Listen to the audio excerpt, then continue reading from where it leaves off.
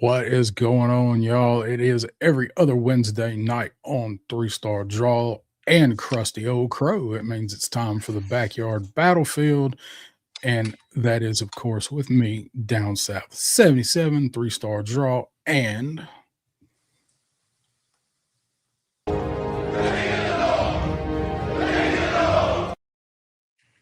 Yeah.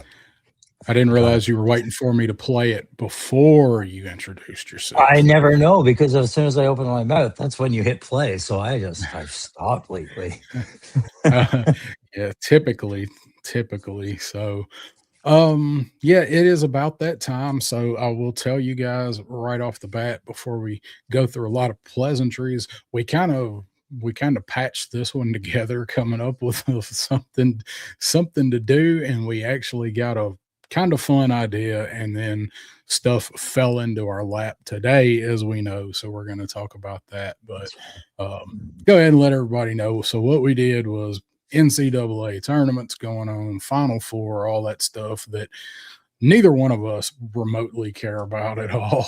But I thought it would be fun to do a Final Five and five because you got five people on a basketball court at one time. So we both put together a Joe squad and a Cobra squad, and we're going to talk about who's in it, why they're in it, and how they would fare in battle. And we'll work out the kinks of that when we get there. So we got a couple different concepts and want to know what the chat thinks about the guys that we've put together. So, There we go. Maybe uh, we can let the chat decide who beats I, who in that kind of situation. I think that will be fun because, as I mentioned, we did not think it through a whole lot. So, Oh, you didn't. I was up all uh, night with stats, figures, and whiteboards. yeah, you got the thread line going from here to here. I watched Uh, I watched Moneyball 4 times in a row till I got it. Then I I've realized never that was seen that. baseball. Never seen that show. It's actually really good. Everybody seems to like it. I just never had any desire to watch it. Yeah. So, what have you been up to today, my man, up there in Canada? What's going on? Well, right now I have my son is back from Costa Rica. He went there with his mom last week, so they're back and Nice. full of amazing teenager stories and things like that. But right now he's up in his room playing guitar. My son's taking guitar, so you see the earbuds in. I'm protecting myself, but he's actually got a little knack for this, so I'm kind of like going, "Oh, this is kind of cool," listening Oh, to a that's kid cool. learn guitar fast. So. Yeah, that's good. That's Uh, good.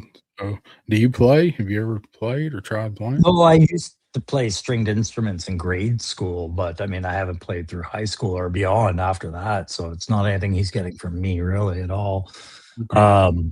But no, aside from that, just figs reviews, and then I started doing the file card reviews again, and I've been working on that, and playing around with AI a little bit to try and do it conservatively instead of Hmm.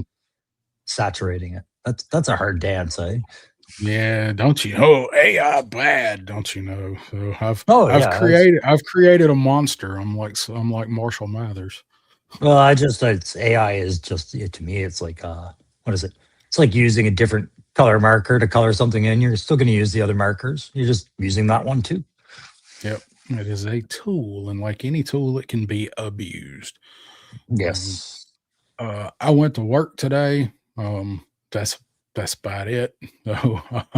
So, just another Wednesday, but it is the end of the month, and I'm almost done with my stuff for the month. So, kind of coasting a little bit. So tomorrow I'll be taking the long way between places. hmm And we didn't mention, but there is Joe News today. We did glaze over it, right? Yeah, we Oh sent yeah, pictures we, to you. So yep, yeah we got it. yeah. And we're gonna talk about that. I got actually a couple news items that um have actually popped up over the last week. So let's go ahead and say what's up to the chat.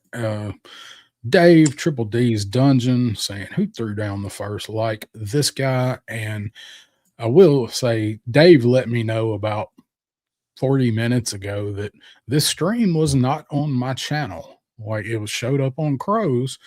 It wasn't on my channel, and I tried to set up the reusable studios on StreamYard, and it is kind of a pain in the ass. So, long story short, I had a little bit of an issue making the stream public. I went in and I did it on YouTube, but I couldn't do it on StreamYard, and apparently the change did not translate. So I could see it all along on my YouTube, but nobody else could see it. So Dave let me know, and I messaged Crow. I said, "Hey, can you get in the studio?" And he's like, "Yeah, I'm in here now." I was like, "All right, well, the hell with it. I'll figure it out later." So if you're wanting to watch or looking for it on my channel, that's why you didn't see it. Let's see. We got Billy Butch is in the house. What is going on? He's checking in both places. Thanks, Billy. Crayon Slayer's in the house, and there's Dave saying, "That's better. Glad you figured it out." I didn't. I just went live, and there it was. Yeah. Uh, Derek Holloman is here. What's up, Derek? Got Ronnie Trickshot is here. What's going on? Let's see. NorCal Voodoo Toy Box. What's going on, NorCal? Yeah. Ultramensch from Super Dave to here. Gonna be a good night. I hope so. I hope so. SCS Dogs in the house. What's going on? Aloha. Yeah, Super Dave hit 250 subscribers today, so he had Woody on there earlier. I was in the chat with him talking for a bit. Oh, nice! Congratulations to him. Yeah, He'll congratulations. double that in no time. I'm surprised it's taken him this long to hit it, just because he is everywhere. Well, everything is slow to grind when it comes to GI Joe. There's a lot of us out there, right? So it's just they just come in different waves. A lot of fish in this pond. That's true. It's very true. Soul Brother number 1 saying, "Hey, what's good, brethren?" Hopefully be getting to see him this weekend. We'll talk about that here in a little bit. Yeah, that'd be good. SCS Dog says, "Is this like picking a COD squad, Call of Duty squad?" Well, I mean, yes, but I picked it with the designation mission of winning a basketball game. Yeah. I had a pretty good squad when I played. If we could all get together and actually play, I think the best Call of Duty squad that I ever had was some guys that I met when we were playing Vanguard, which was got a lot of crap, but Vanguard was actually really good after they fixed the bugs. So the first tour I did to Afghanistan in 04 at the camp, they had a trailer full of computers that were just for the troops that were back to come and play games and do the gaming stuff on. Like it was like something like 20 computers all back to back. And at the time it was Battlefield 1942 had a desert mod patch. So you just come back from living in the desert for 2 weeks, you're back at camp for 1, and you spend about 5 of those 7 days playing this video game. Think you'd want to get away from it, but no, it's just way more exciting than being out there and seeing nothing but desert sometimes, right? So, and when you got shot at, it wasn't for real. at that time, that tour wasn't the one where we got shot at, so it wasn't as bad. Yeah, we didn't play it on the second tour. Okay. Let's see. We got Chad Farr is here. What's up, Chad? Let's see. Joe Ora is here. Watched a little bit of those guys earlier on the podcast from the pit. Joe was on there with Casey. Let's see. Stephen LaRoche. Hey, fellas, looking forward to your thoughts on the latest reveals. We're going to give them. Oh, I'm going to dump them. We're going to give them. I have some thoughts. So let's start with Billy was in Kandahar. Hey, Billy. Yeah. 16-18, closing her out, eh? Let's see what we got on. You got any new toys? Let's do that part. I did. I got Zap and I got the Crimson Guard, female officer, but I've shown videos on that and people have watched them. If they're in this chat, they'll probably watch them, but I haven't done a video on this. And my God, I'm so tempted to, but I'm probably not till I get other ones. But the McFarlane 6-inch, the new McFarlane articulated 6-inch line, this is the Connor McDavid Team Canada one that they did. These are surprisingly cool. Hmm. You can pose these like leaning into a turn, doing, cross skate poses, whatnot, because he's got this cool little device that can come on or off the stand that locks the blade of the skate really good. And That's all the articulation is there from a classified figure, like arm swivel, double pinless, well, not pinless, sorry, single pinned elbows and knees. But I mean, everything's well done. I was actually surprised. And it does actually look like Connor McDavid, which I was happy to see. And they even come with these little pucks you can lose. I've lost one. They come with two. That's why it's like tripwires mines. Yeah, so I'm looking for some, some of the Leaf players for sure, and some of the Canadian ones. But I buy a lot of these. I think they did a really good job. This is McFarlane coming Yeah. down to 6-inch instead of 7, and making hockey players articulate as opposed to the statues that we're used to seeing on the shelf. Yeah, the old sports picks wasn't much posing to those guys. No, and even some wrist pivot there, like we would with our Joes and our guns, Yeah. right? So that he can manipulate hockey sticks the right way. So you can do a lot with these players, like single skate posing. Like, You think there's any way you could customize one of those with a Joe since they're in the same scale? I mean, you could probably do something with it. I don't know. I would leave that to guys like Savage Land or Tony Figs to figure out, really. I mean, I don't think there's that much interchangeability, and then you're kind of sacrificing Hasbro's pin system. They do double pinless, and this Yeah. is single pin in the elbow, right? It just works because hockey players are bulky with their equipment, so you're already going up trading off mass, right? So, Yeah. but I thought they were surprisingly good for. This was like brand new and already on a GameStop clearance, so I paid like $12 for this thing, and Oh, wow. I would have.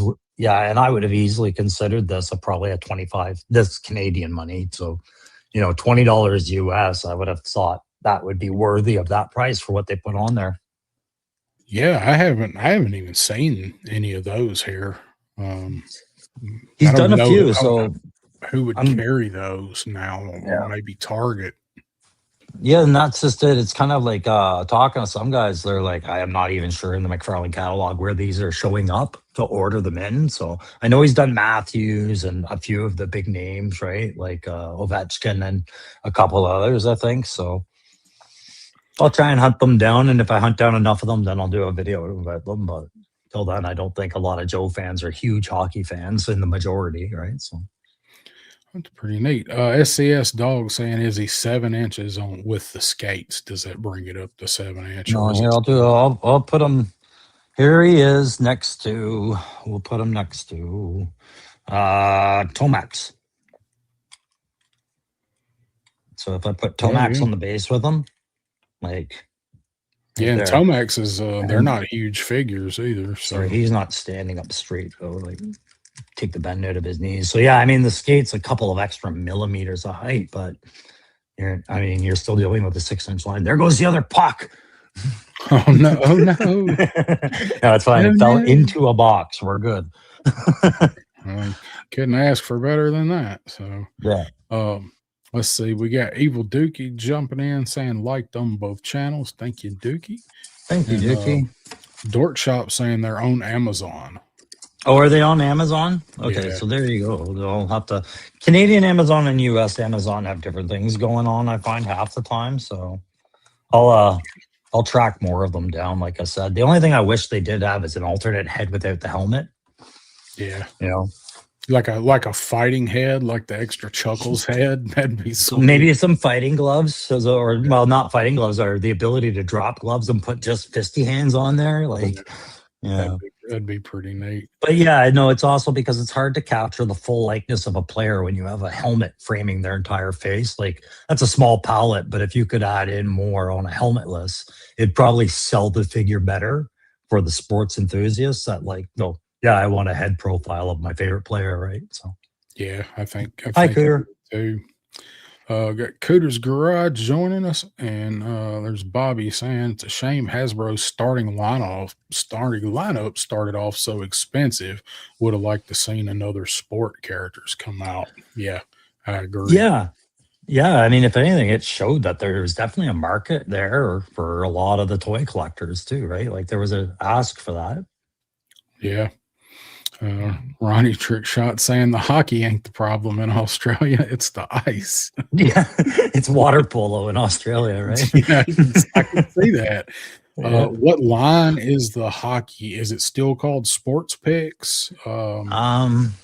I had the box somewhere. Dookie wants I to know never if we find it have when I'm one. looking for it. Right. This is the Yeah, one that me just either. it says it's a single red box. It has the Connor McDavid, like the Team Canada. There it is. Here, this is the box that came in.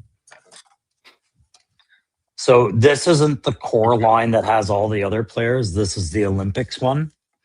So it's like a variant of them, but they'll be in boxes like this, I imagine.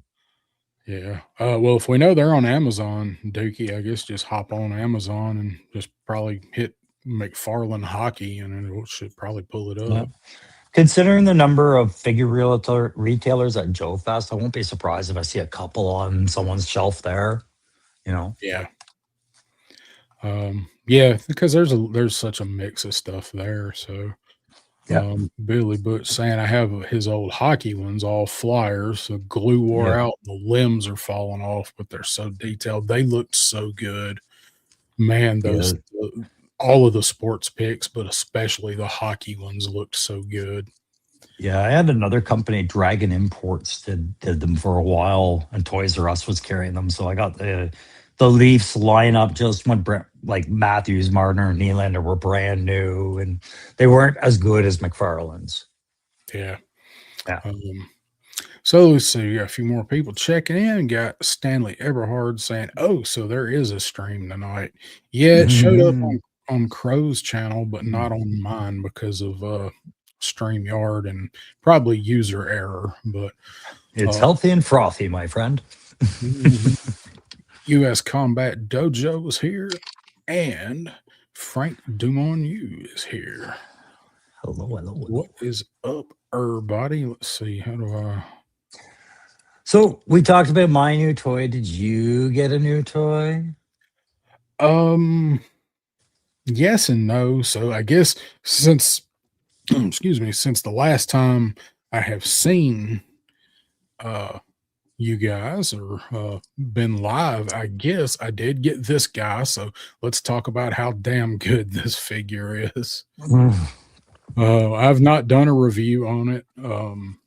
I haven't done anything with it other than sit here at this table and spend like 45 minutes going through all the different looks that this guy has. This is such a fun figure. Surely. So I got him into last week, and then today I went in Target and I actually have it pulled up. So the picture I sent you, I actually sent to myself so I could pull it up. So I actually found this today. I went in Target. That made me want to punch a wall. I walked in, I was walking by, and there was nothing in particular at Target that I needed or was looking for. It was just one of those things like, hey, it's Target. You never know what's going to be on sale. So, like, okay, I'll stop. And I was walking by. I was just in this Target last week, and they had no legacy police officer figures that I saw anywhere.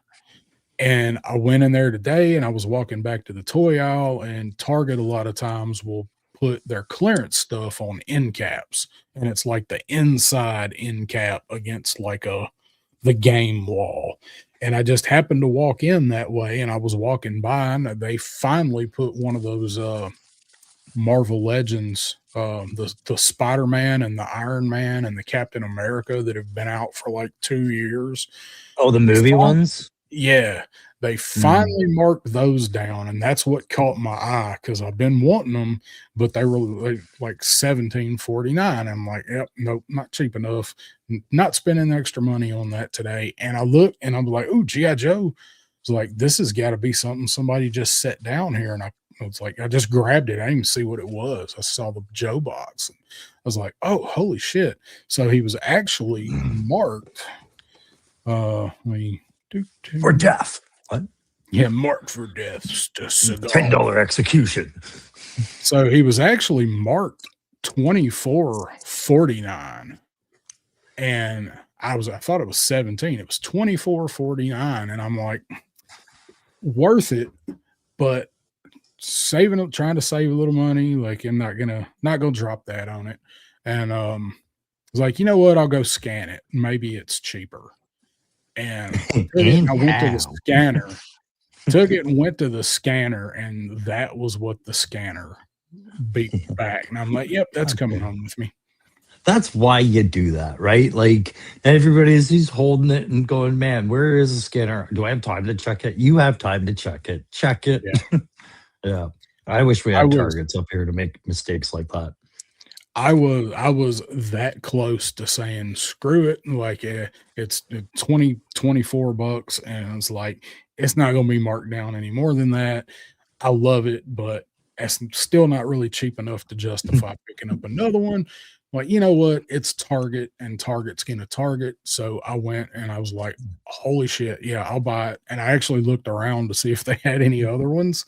Like, one for $24. No. Two for $22. Oh, yeah. But that was almost going to be the first thing. If you hadn't sent me that exact picture, and congrats, because that picture told a lot of stories. It told me how much it was that they were out and that you had the one that you could find, right? Because if I had seen that price, I would have been like, can you pick up a few? I'm going to wire you some money. We don't see it like that in Canada. Like, so far, it's just been regular price, and if anything, maybe 15% off if you've seen it in the right spot at the right time, but nothing on clearance like that. Finding it knocked down that far is pretty rare. That's like when I found Metalhead for like $9.48 or something like that. I didn't buy it. I should have, just for the parts, but I did get an Alpine for $5 on a $5 Friday at GameStop, so I can't complain. It's just like that was long past its relevance at that point. Oh yeah. So I grabbed him, and they didn't have another one. All I can imagine is this is one that was hidden somewhere, and they found it, and like, oh, we're not carrying this anymore. We got to get rid of this. So that was the only one. They actually Target is having a really good sale right now. The Mattel, the Jurassic Park stuff, Mario, like I know Mario stuff, and something else is 40% off. So all them big ass Jurassic Park dinosaurs that they've got that are like $70, they're $40 off right now. And like Stanley had said, they have Budo was on clearance too. They didn't have any of him. They did have the divers, and they've got like 9 sets of divers at this store. The divers are on sale for $38 and something. And oh, really? This was the time, was it? Was their moment. Yeah, they've actually gone on sale once before for that. Back in, I think, Labor Day, they went on sale for that. So then, why aren't they releasing the polar bears? That's my question, right? Like, shouldn't the polar bears came out at the exact same time as all of that? Let's go. Well, so the polar bear on Pulse, it's out of stock. Walmart and Amazon have been battling back and forth, dropping the price on it, and it's $57 at both of them right now. But most like retail here did not get that polar bear. Get that one time at GameStop is the only place I've seen it. I haven't seen it or heard of it being at any of the Walmarts around me, where some Walmarts got it and have marked it down. Okay. So I don't know. I still want to pick it up, but once it hits like 50 or less, I'll probably pull the trigger on it. I just want the bear. I just want the bear. That's what I would keeps coming back to is like, yeah, yes, I know you're without the bear. I'm kind of surprised I haven't seen it on sale out here yet. But yeah, if you're saying that the divers and everything else is going on, then I'm like, man, that thing's due. Mm-hmm. Sorry, I'm just trying to elevate So, my camera just a couple more inches here. are you good? There we go. Paul Morales has joined us. What's up, Paul? So yeah, and Stanley says scanning can be a best friend. It really can. They had I think they had a Grim Viper and sci-fi, and I'm like, I should go scan the Grim Viper. I was like, no, I'm not gonna go scan the Grim Viper because it'll be like $17.49, and I'm gonna probably buy it. Like, I don't need to spend the money right now, so I didn't. So that is what I have picked up. And then I did get showed this last week. Still got Yeah, Cops and Crooks. you Love got your review up for that. Well, no, I got some pictures I took of You've it. got a video up for it. Yeah, shouldn't say it was a review, right? So I snagged the intro, the whole cartoon intro, because it's the second best cartoon intro that's ever been made. And I was going to use it in the review. And I did the review for Bulletproof. I filmed it. I got to the second part of it where I move over and actually open it and look at the figure. I forgot to put my mic back on. Oh, okay. Yeah. Mic. So the bulk of my video sounded like this while I was trying to review it and look at it. And I was like, I'm not like, I don't even care. Like, and it was long. It was like 32 minutes long. I was just like, you know what? Fuck it. I'll just use the song and some of my pictures, and maybe it won't get copyrighted. Look what you've done to Mr. Bigglesworth. Yeah. Oh, how proud you are. Yeah. So what else we got on top here? Oh, let's see. I've got a few things here. So let me get rid of that there banner. So oh shit, let me call up the good old Stream Deck here so I can share this. A Stream Deck that is not nearly as useful as I thought it was going to be because I can't use it as a soundboard. So we'll talk about this briefly. The Skybound Kickstarter going on. Thing is up to $1.5 million of a $40,000 goal. So this is the new compendium that's got from 100 or from issue 1 to 300. It's got all the IDW stuff in it. Almost, I think everything almost has been unlocked for it, but lots of different ways you can buy it. If you just want to buy the IDW stuff, you can do that. It's got all of the special packaging and fancy embroidering and all of that stuff like it did last time. The most expensive sets sold out. Like the most expensive one down here at the bottom is like $3,000. And whoa, $3,000? Yeah. What's the cheapest set? Tell me the cheapest set gets me everything. Let's do it this way. So wow, this page is long as shit. Yeah, no shit. Okay. Oh my god. Oh, never mind. $3,500. There were only 10 of these, and this was like one of the first things that sold out. It's the entire set. It's all of them. It's got all of the add-ons, soft covers, hard covers, slip cases, like everything you could get. Book plates signed by Larry Hama. Just all of the stretch goals for everything. Like, but so basically, like what I'm looking at, if I was to order it, would be the $300 set. and I just want like 5 through 8. I want the IDW stuff. Uh, but there's a bunch of different ways you can order it. You can order the whole thing. You can order parts of it. Um, Joe, Cobra, choose your side. I mean, it's going to be a hard pass for me on this presentation of getting caught in the back catalog of the lore, right? Like, but I can see the temptation. I'm a toy collector and a Joe fan, and these two things come at odds at some times. And when somebody's competing for hundreds of my dollars every year, this this is a hard pass for me. There's other ways to get these backstories. Like I'm this whole time I've been staring at, number one, and I'm gonna buy number two. I get this for $100 or less, and it's like, what is this one through what? 1 through 50, right? Yeah. And do you think I've cracked this open to begin a read on this as much as I said I've wanted to? Right? It's a slow burn. So then it cut those compendiums. I don't blame anyone for buying them. They're a different type of collector than I am, for sure.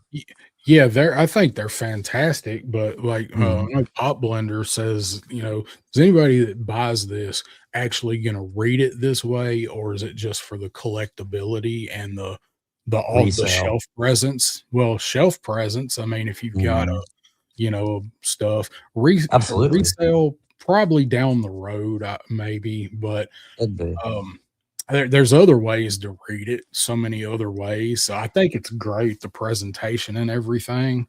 But if I was going to get it, I would get it for the IDW because I've only read those digitally. So, and to have that whole set. So, but it's probably not anything I'm going to get, but it is out there. It has backed. I know a lot of people. Are into it, and I like you. Like that's a different kind of collector than I am. If money was not, didn't have to it, I'd get this. Yes, absolutely. If I was going to burn through some lottery winnings, I'd start here. Yeah, for sure.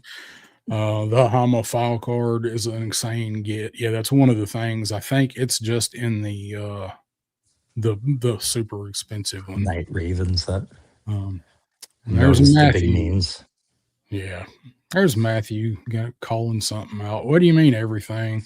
PDF versions, 4 sets, Marvel set, and Cobra or Joe, IDW Joe or Cobra. Each set is $300 unless you only get the PDF version. That's something else you get is the PDF version with it. I don't know what was referring to everything, but your personal file card. Oh wow.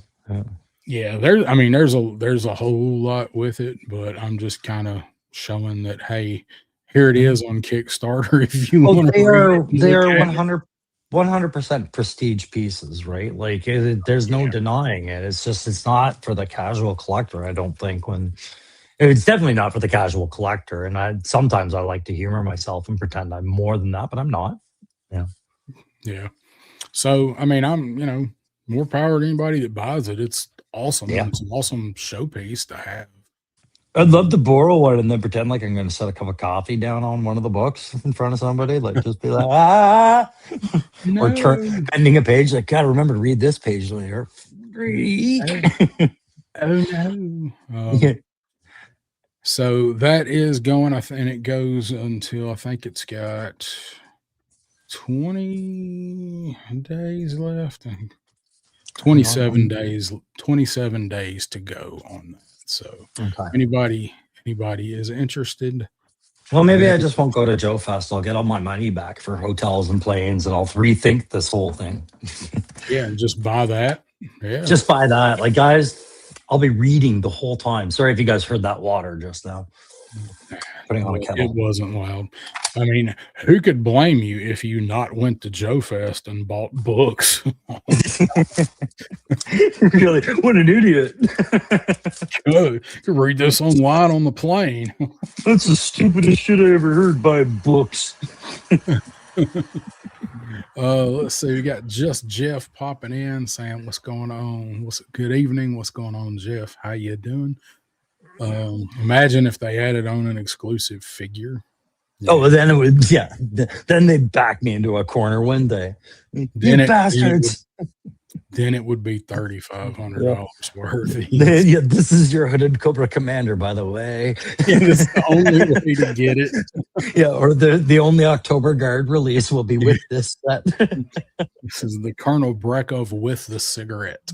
Yeah. And Matthew says they're great read, formatted so Plus, the yeah. images aren't lost in the binding. So, Yeah, no one's questioning they'd be a great read, right? At that price, they're putting something into it that's using the money. So, yeah. Oh, let's see. Stanley says if you go that route, he'll take your hotel room. yeah, Oh, at double the cost. I know where money is to be had. right.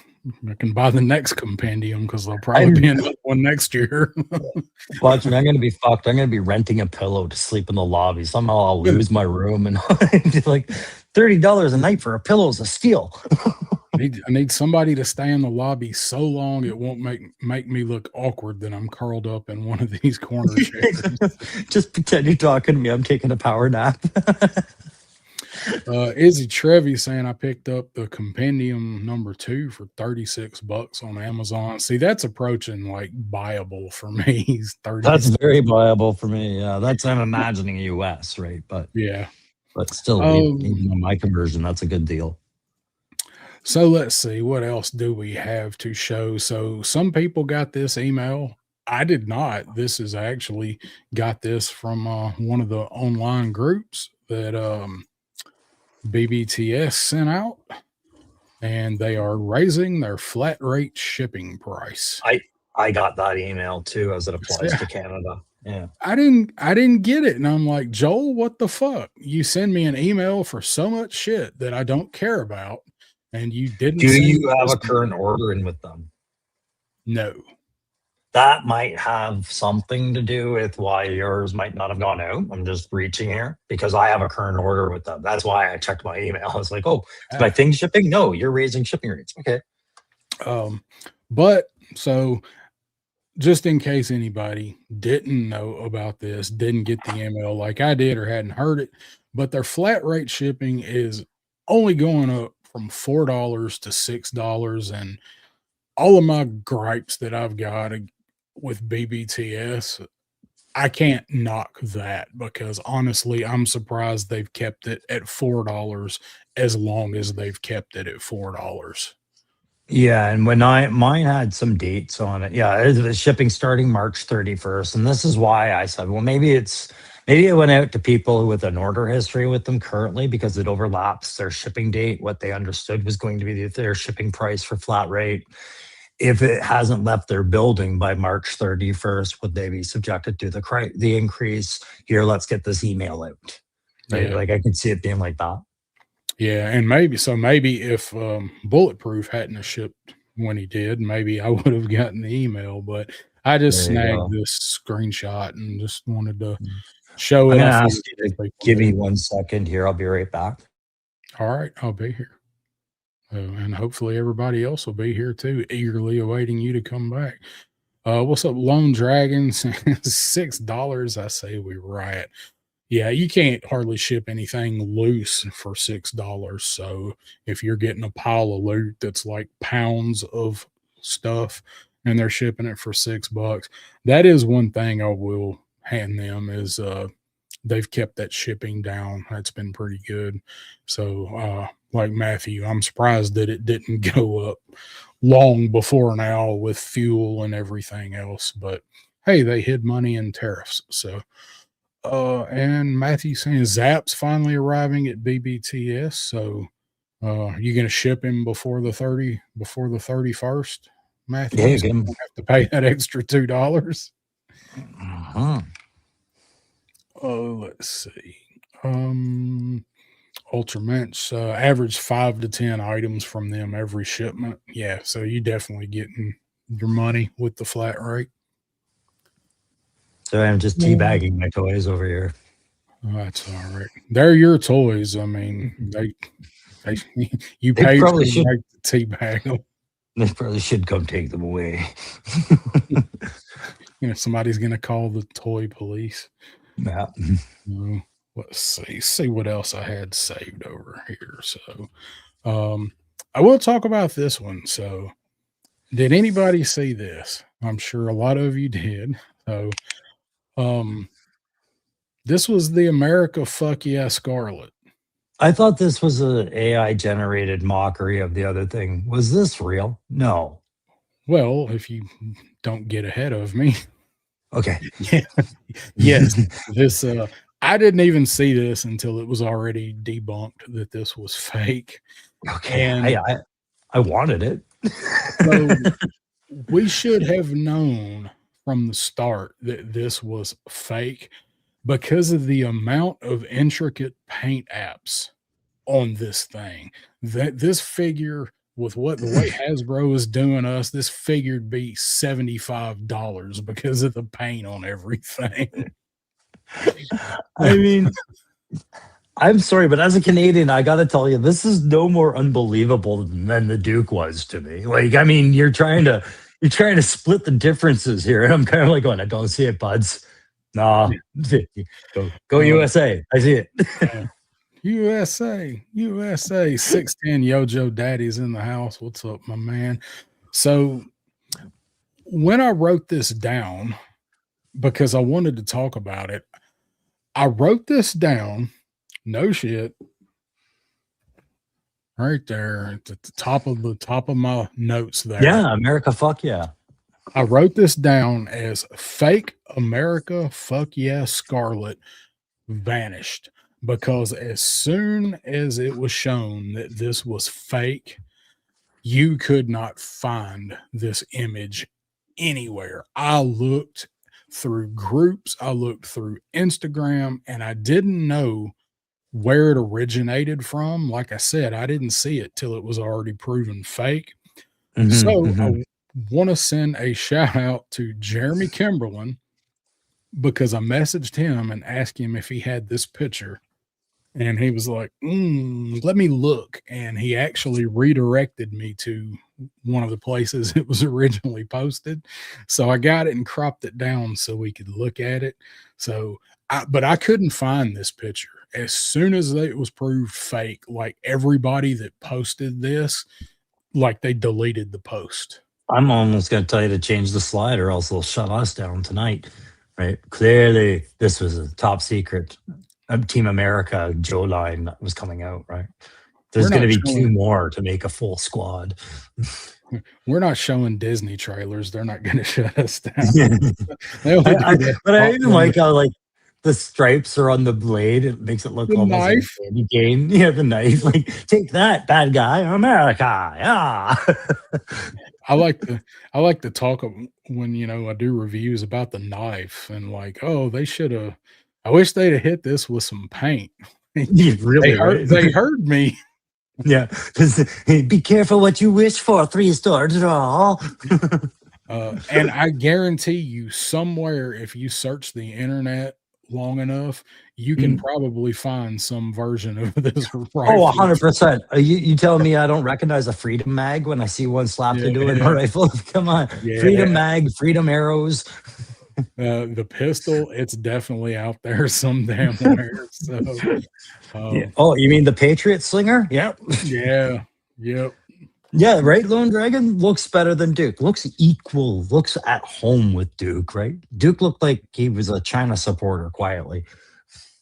Yeah, so this is like the American Scarlet, so they argue over everything. Chinese Duke and American Scarlet. But in all seriousness, though, like, I mean, it wouldn't have shocked me if they had followed up the Duke with this, right? Male, female tribute figures to the 250th anniversary makes just as much sense as a singular figure would to me. So, when I saw this, I was like, it looks like it's fake, but I wasn't sure. Yeah, so like I said, I didn't even know it was a thing until it was shown as being fake. But I guarantee if Duke looked like this, people would have been all in on that awful communism Duke. Wait, you If don't feel like if Duke still sort of looks like this in some way, shape, or form? You see, again, I feel like you're splitting hairs between what Duke was presented as and what Scarlet is now being shown as. It's a minimal, negligible difference. It's just she's got more stars, right? Well, yeah, nobody's looking at Scarlet and going, "What the hell is that trying to convey?" But people are looking Yeah, that's at true. Duke and going, "What?" Like I think I saw those colors in that Mel Gibson movie that one time. I don't know. Like I said, this feels like anyways, it's a lot of patriotism in one 5-minute session. It's our 250th anniversary. Fuck yeah, it's patriotism. Yeah. I'm sorry I didn't get you anything. Take this. Oh god. Oh, Bobby saying need to make a G.I. Joe classified Uncle Sam to lead this crew. That'd be With great. back metal Cobra Commander's face under the beard and hat.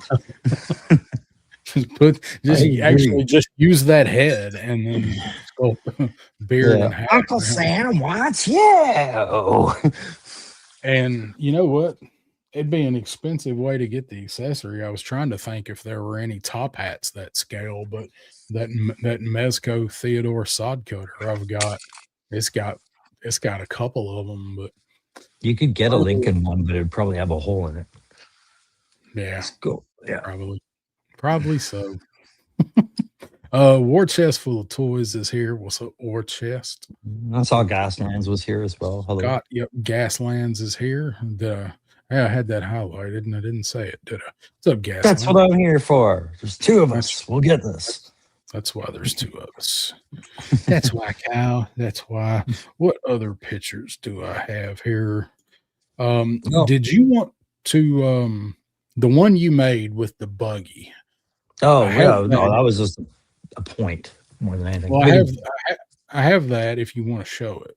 Sure. So Big Bad Toy Store, if you ordered the Acid Rain Red Locust or the Acid Rain Locust from the Novark for the one, the 6 scale figure line, it's supposed to be shipping in April. And one of the things I was wondering was, it was leaving a while ago. It should still be in transit right now. And I was wondering if perhaps the Straits of Hamas might be holding some of our support, because if you guys need support at the Straits of Hamas, open up these sea cans and see what's inside, because I feel like my boogie might be there. That was pretty good. Yeah, the SS Screwcrow. Yeah, that was pretty good. I like that. I looked at it and I'm like, what? And then I got it and I'm like, oh, that's pretty damn good. So, let's see. We got Sean Jones is here. What's going on, Sean? Yep, US 100. Is that California 100? All right, so that was. I just had that in the same folder. And I'm like, I was already sending them a bunch of shitty slides anyways. I might as well add to it, right? Abuse my AI privileges. That's right. And if you hit your cap, you can just go to another one and start using that one. Well, I've already had one person beg me to stop in one comment. No, they didn't beg me. They said, I don't watch things without AI. I forget who said that. They haven't shown up since. So. They won't watch. No, I think they were just concerned I was going to switch to doing nothing but AI. I was like, no, man. It is a tool. It's a I tool. can't create all of those backgrounds. I can't draw and I can't craft, but you know what I can do? I can prompt. Well, yeah, and I was just like, man, I already spend all this time doing backgrounds and figures. I'm just going to combine the two and let the computer tweak it. That's right. That is right. So let's see. Let me get another folder open and get rid of that one and show that one. So talk about this. What's up, Mike Gold? Is it Gold or Gould? Gould. Gould. I would feel like Right? that's Gould. Like Okay. Elliot Gould. But Okay, that's what I think. So sorry if I mispronounced that. Gould. What's up? But it's pronounced McConaughey when he's saying that, right? All right. That's right. All Hey, so right. I forgot whether this is still available now or if because it's been a couple of days since I took these shots off of the Aces post there. But yes, the Ramen Hunter has come in a what is it, neon camo mega tank order system with a figure. Yep. And we'll go through. I actually have it pulled up where you can order this. So I've got the Do you know if um it's still available? yes, Because it's I'd still hate to talk about it and then be like, "But fuck no, they don't make yeah. it." Yeah, it is still available. It's on Agabus. Okay. And we can we'll look at the pictures and then I'll throw the site up so you can see the site. Oh, show. What do you what do you think about this? I like the premise of re-releasing it with a figure. I like the idea of other people getting another crack at the hunter. I find this camo appeal is not there for me, but I feel like it's because I have a strong military bias given my background. I'm more curious what everybody else thinks because I think I have a skewed perspective sometimes. But I think it's a good deal with the pilot, like or the crew commander, like I said. Like that's an interesting ad. Yeah, that's perfect for a crew commander. So we'll see what the chat thinks about it. And Sean saying this looks like a transformer. It That does. is because it is a transformer, or it's styled after G2 Tank Megatron. That's actually what That's this is. Yeah, and that's what I picked up off at too. And that's why I was like, this has a market. I just don't know who it is. And you said it. It was the Transformer Group, right? Mhm. So um Raph is here yeah. saying all hail Megatron. So the question is, does Ace follow this up with some other variants of this to support that paint job? You know what I mean? Or is this like the Ramen Rev vans where it's like he did the A team, he did the Misery Machine, they were one-offs, there was no supporting line with it kind of deal? This is what I was kind of wondering about that one. I would think that this is a one-off because it just so happens that he made a tank and that version of Megatron was a tank. Mhm. So, then again, he could turn around and do Ironhide because he's got the van or Ratchet. Right. So yeah, I mean, like that there begs the question, if Ace sees a direct path to make something different off of what he's already done, he'll do it. Right. But he has to hear a vocalization of it. So I mean, this isn't something I'm glad I got the hunter I did get. But if everybody missed out on the hunter and they really wanted one, even said maybe I'll paint it, like you're getting another one this time with a fig. And I'm kind of like, Yep. where'd this fig come from? Yeah. That's kind of how I am. That's actually what I said was like, well, I'm glad somebody's getting a tank commander with it because I didn't. Yeah, I'm kind of jealous we didn't get it with the first outing, but I mean, I get Yeah. it. But I like the Uh, box. That's I do. very Tron like to me, right? Like, Yeah. huh. Well, it's from Transformers the movie where like when they were reformatting Megatron with the grid. Oh, I So need to it's rewatch that. yeah, this 40th anniversary. It's gonna be in theaters in Yeah, May. just a long, it's been a long time, but I remember Prime makes it, right? Prime's good to go in that movie, right? Right? We're good with Yeah, yeah, Prime? Okay, yeah. good. As long as Just like Prime's Duke. good. Yep, All just right, like then I'll Duke. watch it. No, because they fucked Duke. They almost killed Duke. No, no. No, no, no, no, no. You're not getting me twice. Not gonna Mhm. almost kill Prime. Good God, no. So let's see. Let me stop that, and I'm gonna go to the actual website where you can order this. There we go. So here's the site. It is Agabus AG at symbol BYSS. So this is a lot of transformers and a lot of like third party transformers and stuff. So this was Sure. actually the BotCon from last year. And I guess it's just now coming out. Like you could order it, you ordered it at BotCon last year. I know he did a mask, like a Machina, his version of mask car for it. Mhm. He's done one for like the last 2 or 3 BotCons. So I guess you could order this at BotCon and it's just now hitting, and maybe these are the extras.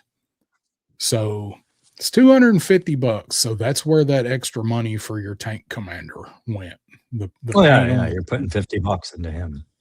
yeah, and then that dude. So um Mhm. but this is where all of the pictures, all the ones that we had and all the ones Ace posted, they're here on this site, and then a few others as well. So a bunch of pictures of this thing. I like the green tread. Damn it, stay still. There. I'm happy to And hear you like the green tread. I do this could be a dreadnought tank. This is the Well, and color this is of the what I dreadnought was stuff. what I was looking at is what would this look good next to? You say dreadnoughts.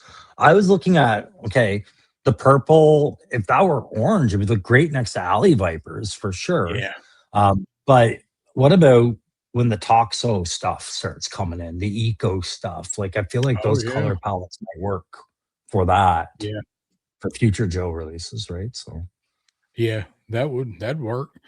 But just like some of the other stuff that they've got on this site, and we're not gonna go through all of it, but so like it's the whole thing is transformers and robots and stuff, and they got all of the blokey stuff on here, and then just oh, a lot of the third party stuff. So pretty neat. It's a Blokey's pretty is neat such site. a Blokey's is such a growth thing, you know what I mean? Like it's I remember when I bought the Megatron and I did a video on that, I was saying like people are gonna fucking like this thing, man. And Yeah.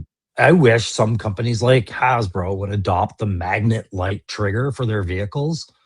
Like Mhm. it's a magnet that activates the lights for about a 5-second burst on a toy. It's a very cost effective way to put lights on a toy that is still direct to retail. Wake Yep. up companies, you know, Yep. you So know. let's hope they catch on. I saw the new blokies that are here that are the Marvel ones. There's Yes. MCU ones. I've just seen those in the last week or so. Yeah. Um, Yeah. They went into so that. They've done, yeah, more than just Transformers. And, they're kind of hitting all of their angles because they're kind of taking a page out of Gundam's book where they have different skill level blokies, right? You have beginner mhm. blokies, you have intermediate and expert. And, it's do you like assembling models but don't like painting them? This is what they are, right? Functional play No, toy models. no, and no, and that's why I haven't bought any of them yet No. because I sucked at models. I mean, Uh, they're easy enough to follow instructions. It's like building IKEA furniture, and then you have a fully painted figure in front of you. It's just like I said, you yeah. built it. Yeah. One day I'm gonna get one. I really like the Soundwave one, but we'll Mhm, see. mhm. Oh, Billy's saying Transformers are on an apology tour for the trauma in '86. Yeah, that's their big push for the 40th anniversary is apologizing for killing Optimus Prime. So Spoilers. What? yeah, You said it was or okay. grievously wounding Optimus Yeah. Prime and What's going introduce on, Tony? Hot Rod. What's up, Tony's Figs and I Jack? was yakking at Tony the other day because I wanted to mention this here. If you guys haven't had a chance to watch Code 3 on Netflix, you're missing out on a really fun movie. It was a better hospital ambulance kind of perspective movie than what I've seen in the last little while. It was really good. I, Is it I better than asked that Tony. I, one? I asked Tony what he thought of it, and he's like, "I've been through every one of those scenarios." Was it as good as the one with Nicolas Cage? Way better. Oh, so much better. And it's Rainn Wilson who played Dwight from The Office, right? And he breaks the fourth wall talking because I guess it's written by an actual paramedic or something like that. I don't know the full history of the show, but he goes on some rants, and I've heard this rant before. This is actually like a little dabble of dark reality going in here. It's good. It's a good movie. I saw you talk about it and post about it, and I've seen Mm. it, but I recently just regained access to Netflix, and I mostly did it just so I can watch One Piece. Yeah. So I haven't made it very far into any new Netflix stuff. I've actually only watched one episode of One Piece so I far. was So keep saying I'm going to check out One Piece, but my interest level has not been the same as others. So, yeah, it's like I don't really like anime very much. I got into it briefly in the early 2000s and I like some of it, but it was never really my thing. So when I saw they were adapting that, I'm like, yeah, I don't care about the anime. Why would I care about this? But everybody just talked about how much fun it is because it doesn't take itself seriously. Like it knows what it is and mm, leans into it. And you just kind of turn your brain off and like, this is goofy, but it's just a lot of fun. So yeah, yes. that's the mood, that's the mindset you got to have for watching Oh, One Piece. But I'm it's regular. fun to watch. I'm all about turning my brain off. So, It's a fun watch. It's just fun to sit there and watch it unfold and be like, what now? There's a clown that can take himself apart. Like it's didn't know that was a thing till I watched One Piece and didn't watch the anime. So um all right, let's see. Check my folders here and see what else we got on tap. Get that. We talked about that. Check my banners over here. All right. All right. I think we're ready to do this. So let me open this up. Open this up. You guys like my Disney's dead. internal monologue? I forgot to mention Disney's Daredevil started last night again, season 2. So that Oh yeah. watched that last night. Yeah. Um, and Oh, supposedly, according to Pop and Matthew, episode 2 is coming out before next week. I hope so. I was disappointed they only did a one episode release. Usually they do a couple episodes to kick off Uh, a series. Most Matthew, did places. you get to watch it today? I know when him and Pop went live last night, Matthew hadn't had a chance to watch it yet, so I'm wondering if you Mm. got caught up. Not gonna spoil anything, just Yeah, I won't wondering. talk about it. There's not much to spoil in the first episode. They're just carrying on, right? So But look, I will say it was pretty good. I I was didn't not hate let it. I was not let down. Nope. That you can be kind of hopeful that the new writing is going to start taking a better stride with this season, right? So Two more episodes on the 31st. Ultraman said, "Okay, what's up, mhm. Nolan?" Billy says, "Tell your cat." He said, "Psst, psst, psst, psst, psst, Oh, did you hear that? Billy said, psst, psst, psst, psst, psst." Um, yeah, yeah. Really? yeah, yeah, he's very interested. Oh, well, uh, you're committed to that one, Billy. not me. He didn't say that. Pop said it, but he learned he was wrong. One episode a week. Hadn't watched it yet. All right, Okay. and all right, we'll see. Jetman just Googled it. 2 and 3 drop on Tuesday. Okay. That man, if they do that, I wish they'd move it up an hour if they Well, do too. so this could be part of what they're trying to get out of the way before the Spider-Man releases start getting out of control with trailers and leaks and other things, right? Is how this season actually does bring Frank into that movie or something, or as much as they deny Charlie Cox has any involvement in that movie, right? That Right. plot line that they're starting in this show may be carrying over partially into that movie. So if they're jumping double episodes in weird places, it could just be scheduling going, we want it to be done with by this point, right? Yep. And then we know that we're getting a one-off Punisher movie that's going to One be shot. on Disney Yeah. Plus, a one shot. So Yeah. Last Kill, was it? last kill, yeah. So I am interested in that. I can't wait to see what they do there. So I think that's going to uh, be tied to his family and closing the loop on their death kind of thing probably so. before he goes full into fighting whoever Marvel throws at him down the road, right? Yeah. So, Hyperdelic checking in. What's going on, Oh, Hyperdelic? How hi. you doing, man? Hope you've been doing all right. And Matthew says after Daredevil 2 finishes season 2, one episode of Punisher, and that ties directly into Spider-Man. Also, all that's time lined up. Yeah, like I'm about ready to stop saying this has anything to do with Daredevil and Spider-Man. Just say it's going to be all about the fall of the Kingpin and the state of superhero affairs when we get into the Spider-Man thing, like damage control and why there's a Yeah, sentiment in the law and all these other things that are working against heroes at that time, right? I think that's all it's setting it up, right? So yeah. I hope so. I hope they can keep it all streamlined. What my hope with that Spider-Man movie is it just doesn't spiral threads everywhere, or it's just ridiculous and they can wrap it up going, oh well, this is in another setting or another time or some shit.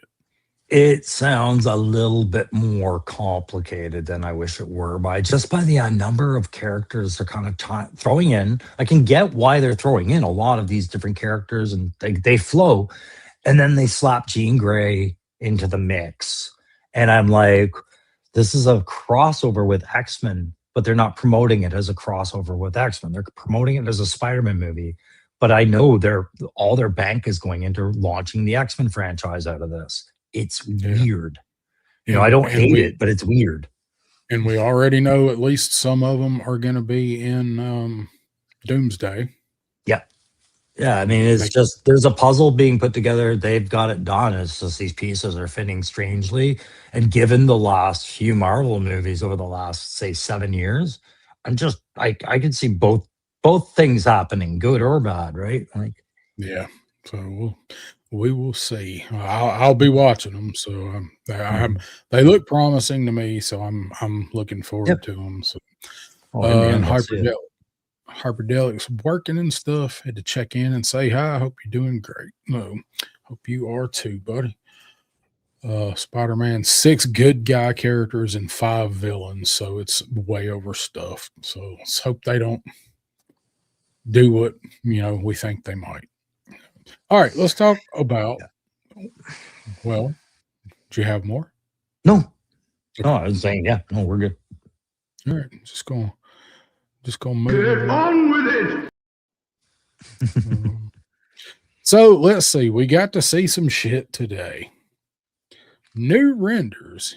Yeah, I'm going to So turn my yay. camera off for this. All right. Well, you don't want to see them?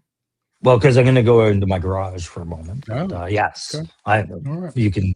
That way we can focus on the renders, and I'll be in the corner, but I'm still watching. Once in a while, shows that are on Wednesdays get thrown a freaking bone.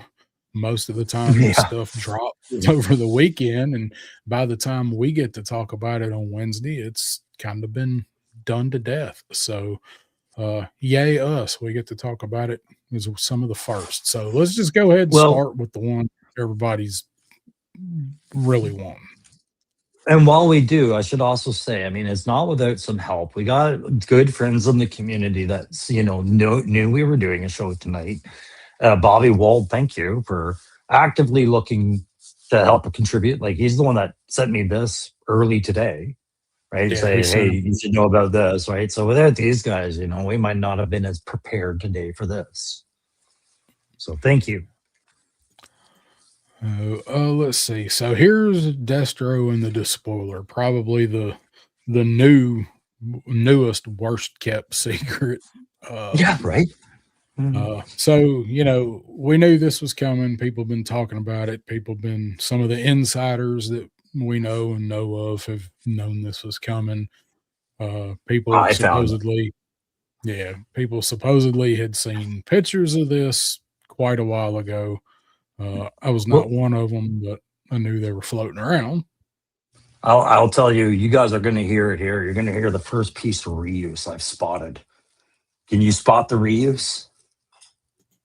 The Besides air the big chariot. old, the Stinger missiles on the air chariot? I honestly haven't looked at it that close, but yeah, No. it sounds like you're right. So this one I was so happy with when I saw it. I'm hoping I'm wrong, but minus the lanyard, is that Shipwreck's pistol or revolver? No, No, okay. I thought maybe that was Shipwreck's revolver when I saw it. Like no, No, but I was looking to see if it was crystal balls, but it's not. no. Okay, No, so I it's think this all one's new. new. This is what I was kind of joking about reuse. Like I was just like the missiles, man. Those goddamn. But everything else is new. So let's see. Matthew saying new in quotations render, only one new render. Steve Martin is here. What's going on, Steve? Hi, Steve. Will R is here saying it's beautiful. It's beautiful, Clark. Yeah. Um, Well, it's let's see. that. I like the alternate head scope for Dastro because it's not a crazy legs version of a screaming head. It's for some reason this works so much better when they know it's Destro than with a generic Joe having the war face. And nothing is more awesome than a man in a metal mask that can do expressions. I don't know how this science works, but it works aesthetically. Yeah, Nanomites. molten metal skin. It's the He, nanomites. yeah, he's a little bit of Colossus, eh? So, all right. So let's move. Let's look at Destro, and then we got the other picture of the despoiler. So Mm-hmm. here is our Destro. Now I'm gonna say I'm disappointed that this head does not look like it is vac metal. It's a render. Maybe they'll surprise us, but I was really hoping because this figure, I believe, was supposed to have come out last year from one of the things that I heard, and they pushed it back.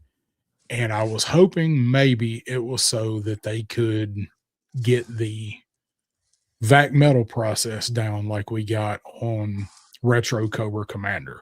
So it doesn't exactly look like kind of the chintzy gold that Profit Director Destro has, but this does not scream vac metal. I So hope that it is when we get it. yeah, again, digital render, it's going to be hard to say for sure what they've done there, but I could see back metal being a problem with this. The reason it worked for Cobra Commander is that was the only place you were seeing that metal was on his mask. It's two angles and a small circumference. If you start adding in the crevasses of a nose and cheek ripples, eye line ripples, and then all the accessories into back metal, I think over time they might get into flaking issues. It's 2026. It's Vac metal, 2026, but vac metal makes some expressions. I mean, we'll see. I just like to me, it would be like, yeah, maybe they do the heads, but would they do the shield? Would they do the swords? Would they do the accessories? And then how would that look offsetting each other? I'd be good if it was just the head. It'd be Mhm. great if the pauldron with the fins too. I would be okay if it was just the head and then they matched it as close as they could with a dull gold. But Mm. man, like I really, really hope that this was going to have a vac metal head. So I'm wondering if this cloak that he's wearing, like, is that the same kind of cloak system that they had with the Twilight Guard when that came out? Just different colors this time? Or is this an all new fabric product as well? The lanyard makes it a little confusing how that hangs down to the holster or whatever's there, but or under the Yeah, arm. Yeah. Sorry, his that's background. that's that's a good point. I don't it looks like it may be the same like one shoulder kind of cape. It's kind of hard to tell from the It picture, isn't is. it? It's not billowing like a Lando cape. I'm going I to say mean, it's probably the same. I would hope it's the same. I mean, I don't need them spending money unnecessarily to change that cloak. That cloak was workable for all Iron Grenadiers, but it was Yeah, Twilight I Guard, like but I liked it. Liquid I, Identity's in the house saying this is exactly what I needed to finally pick up IG Bats and Dark Lawn. Everybody's going to be sad that they passed on Dark Lawn. I like how that chain is going to make that scabbard hang for his sword. It's not like the Crimson Guard where it goes directly into the belt. It's going to Yeah. hang off that chain off the belt. Yeah, at an angle like it actually would. Yeah, like like a Middle Eastern knight kind of thing. Yeah, I'm digging it. I like everything here other than it doesn't look vac metal. I like the shield because that is some pimp looking shit Destro would have as a shield if Yeah, he with had a the Gaelic knots around it and all that, like the shield. Scottish stuff. Yeah. I like the giant the giant ass claymore sword. Like that might actually be bigger than Darklon's sword. It would have to be. You'd almost need it to be, right? Because it's the family jewel. Like Yeah. Destro's family jewel representation and heritage in the limit lineage. But Darklon's had a jewel at the end that Destro's doesn't it? Hmm. I believe so. Because that Oh, right he's now, I think Darklon is running Darklonia yeah. because he is so tied up with Cobra and Mars Industries. And that yes, that is different than Wild Bill's was probably like a say like a 4 or 5 inch barrel pistol. This is like a 7 or 8 inch. It's much bigger pistol. And Dave's So right. many It does look like a little bit like a Colt Peacemaker. Mhm.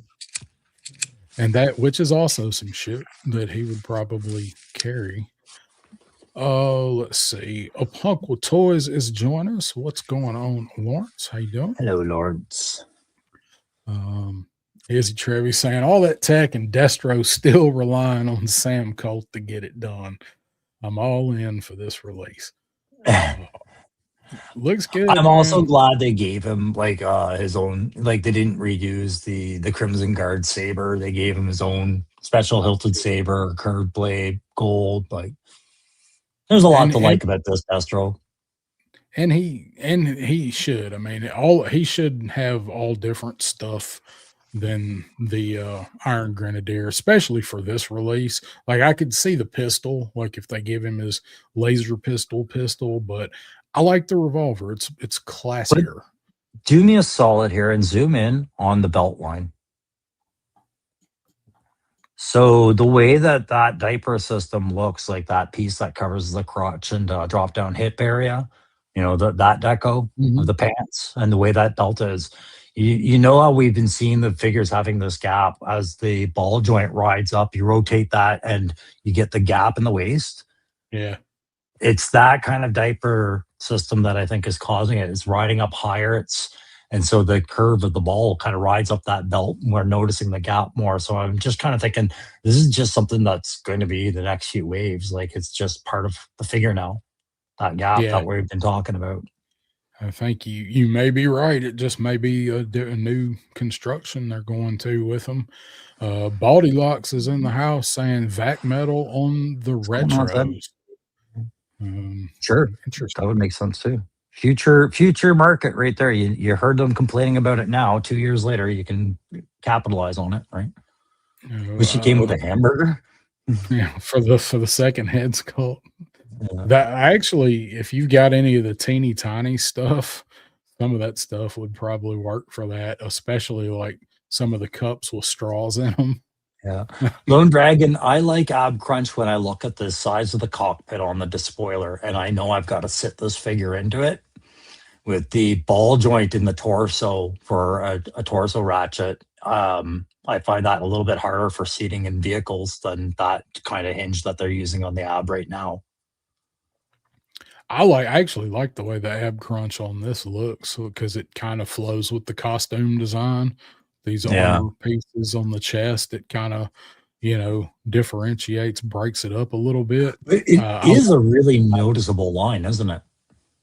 Yeah, but I think it's probably just the way they've got him angled. Maybe I think Mhm. if he's like straight, I think it'll hide pretty well. Kind of like the scale, like they did with Once a Man Cobra Commander with the ab crunch for him.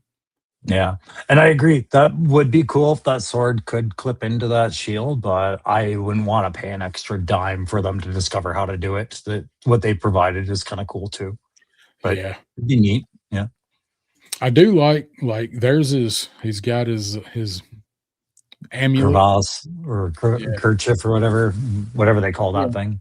it's a frilly crevasse. Mm. But it's got his jewel, from his necklace on there, so it's like a now he's using it as like a pen to hold this together. I wonder Way what's inscribed in on that shoulder plate. Yeah, like right there. There's something inscribed in there. What if it's just what if we get it and it's the Arashikage logo? That's in the first. I was like, it looks like a weird Arashikage like braille, but no, Yeah. it's not. There's something there. What did you do? And you still don't think scrap iron could be an iron grenadier? Come on, man. They took the Arashikage. Yeah, that's right. And Ultramatch, I think so. We're all gonna have to get this one, aren't we? I think Well, so. yes, and just like with the swamp skier, I mean, there's going to be iron grenadier collectors that are going to want multiples of this, right? Because the Defiler in the comics is it's a troop vehicle. It's like a flight pod. Yeah, Everybody gets it. that's true. And that's right. The other guys have them. That's right. I forgot about that. Yeah, they're just a regular troop transport that they fly around in. Yeah. Ascot, thank you. That was the word I was looking for. Is ascot. It's still a crevasse. So let's look at the despoiler here. And that's where I say, look at where you've got to fit that figure in, right? His legs have to slide into that. Ab crunch is going to be kind of important, I think. Yeah, it's going to be like getting, well, it just slipped my mind, getting somebody in fit the All-Striker. The All-Striker. Yeah, the All-Striker passenger seat. You know, just be like, there's an angle.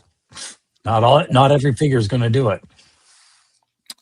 Stanley asking if the sword and shield will store on here. I don't see anywhere for it, but who knows? We all just got these images, Stanley. It's you're bringing up a good point. You know, we should watch for indications that might be something it can do. They didn't reveal stowage on the Chameleon for till many weeks later, right? She can put her shotgun inside. Oh, okay, that wasn't in the first pics. War Chest saying no apologies from Cobra Island, but man, he looks even more like a clown as the months go on, and I have even more leaks. So, it's been quiet from over there, hasn't it? Yeah, it's strange. Heard a lot. All the breeze has stopped around that place, and the birds have stopped flocking. So, yeah. Let's see. Demon as the HasLab. I wouldn't rule it out, but I don't think you can. I've always said that it like could be a contender. They're just going to have to redesign it. But look what they did to the Snowcat. If the Demon becomes a HasLab, I'm going to tell you it's probably going to be the most expensive HasLab we've seen. Like, bar none. Probably. Until the hovercraft shows up. All right. Punk saying, I feel like there's one person that told you all he was coming with a screaming head. There was one very loud voice saying that it was going to have a screaming head. Yeah, I mean, okay. He was that person. Yeah. Oh, I get the point now. Graf saying the sword is stored on his back so he can draw it quickly and easily. That is right. So what are you thinking about the despoiler? What do you, Crow and chat, how do y'all think the despoiler looks? What do you think about the fact that he sits in it and doesn't stand on it? I'm kind of looking at the design of it, and I'm wondering if they've hinged that partial canopy, like what he slides into. It looks like it's a separate piece that might disconnect for ease of getting a character in there. I see this being similar to the Serpentor Air Chariot, but just a bit more going on. I have a feeling they're going to hit the price point on this one of a vehicle, like All-Striker. So that's another thing that I wanted to bring up. I don't think Destro can hold that sword and not hear in my head, there can be only one. Yeah. Destro McLeod from the Clan. Yeah, this is a set, Billy. I think so. I watched podcasts from the pit earlier with Joe Ara and Joe Hunter were on, and they were showing these and talking about it.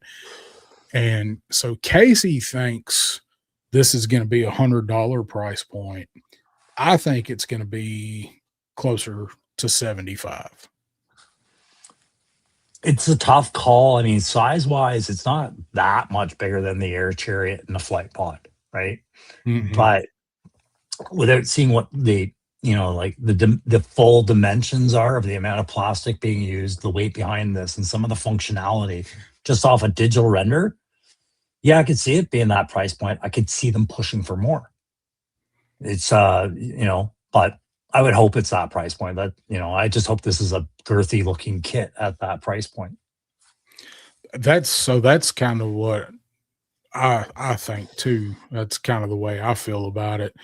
And so like we got Zorana and the Swamp Skier. They're 60 or 62, whatever, 60, whatever it is. Um, Mhm. we've seen some new price points, and of course, the prices on stuff has gone up. I think this is going to be closer to the Snake Eyes and the Bear, which is $75 price point. Figure and vehicle, it's a little bigger vehicle, supposedly, and it's gone up a bit. But I think that the amount of plastic in Snake Eyes in that bear and the freaking snake armor was $75. There's not the plastic in this that there was in that snake armor. I just remembered the MMS set actually. That this is an MMS to Yeah, me. That's about the weight of plastic I'm expecting. So whatever we pay for that in our respective countries is what I would hope to pay for this, right? So yeah. That's what I'm thinking. I'm thinking like it's a slightly bigger vehicle and, figure with it, new accessories, a lot of new stuff with it. I think it's gonna mm. be like 74.99. And the only reason I was saying they could push it is that's a busy undercarriage, right? Like that's way busier than even the claw and a couple other things. It's got a lot of missiles, a lot of pivot points for the guns and things like that, some landing skids and things. So I'm just kind of like going, how much innovation did they put into the bottom of this that they want to bill us for, right? So, but yeah, those price I points mean, make sense. definitely gonna have more than what we saw with the air chariot, I think.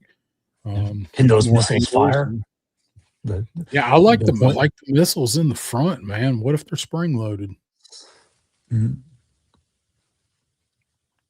I Yeah, I just mean, I don't dislike this. I like the design of it too. Like it's sharp.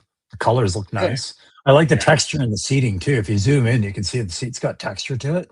Yeah, it actually I looked at that earlier. It actually kind of almost like matches like his chest a little bit. Yeah. Like you can kind of see it in there with the If price Kanye tag. West was a cobra, he would roll like this.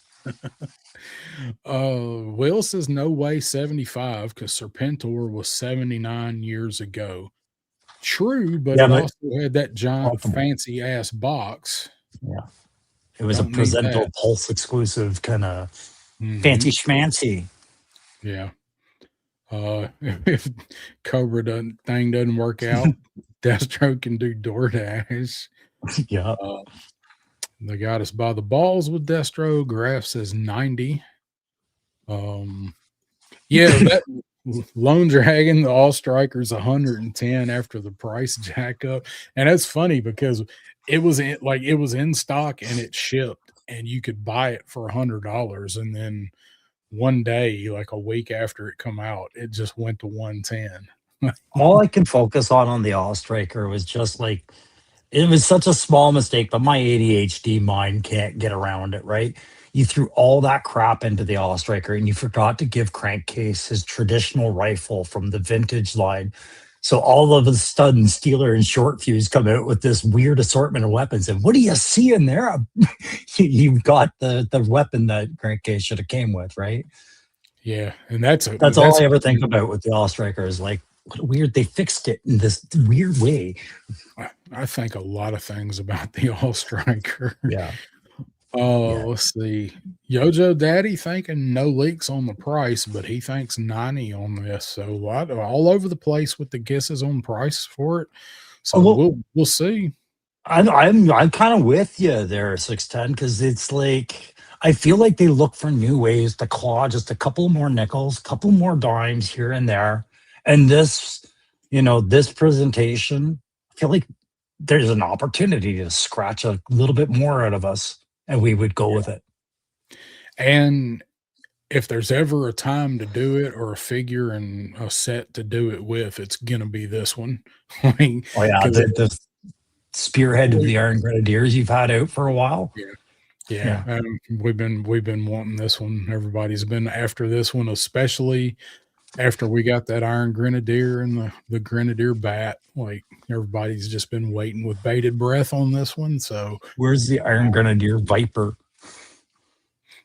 man, what do you guys think? I was gonna do a poll, but one, I've never done a poll and didn't want to try and figure it out right before we went live.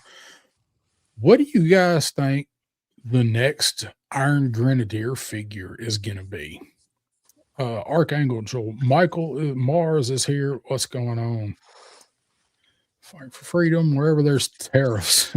I'm a hard line advocate that it's going to be Targat, because I do think that Ghost Viper's alternate technical head is perfect for a Targat, and yeah, it's also something they could easily do similar to this. Like it would be a higher price point deluxe set, if not like figure and pet set, because of his Yeah. glider, right? And he's a troop build, right? So I was wondering about that with Target, if they were going to do that.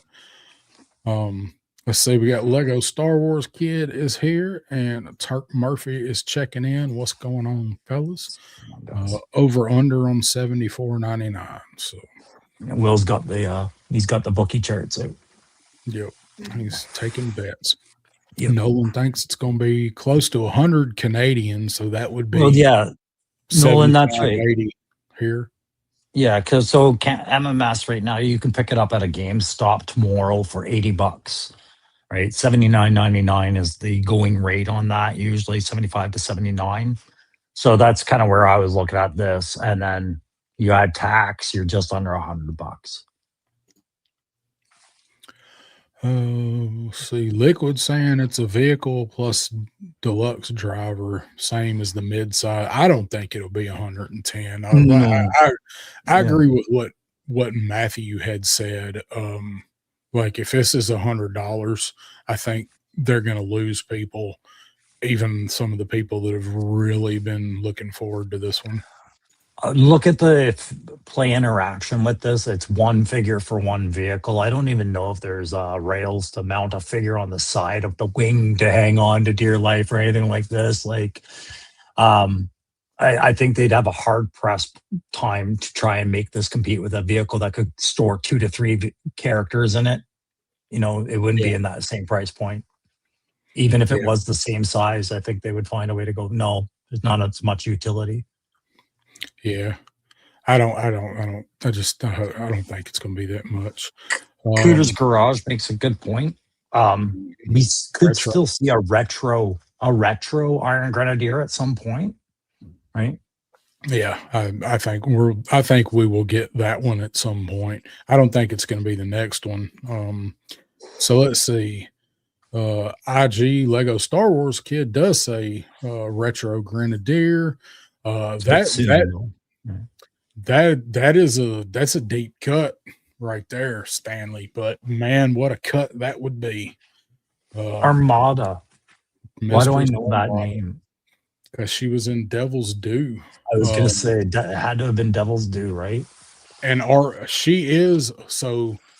One of the leak lists that I saw a while back before some of this stuff that we now know is like confirmed or coming. Armada's name was on it, but there was also a bunch of other shit.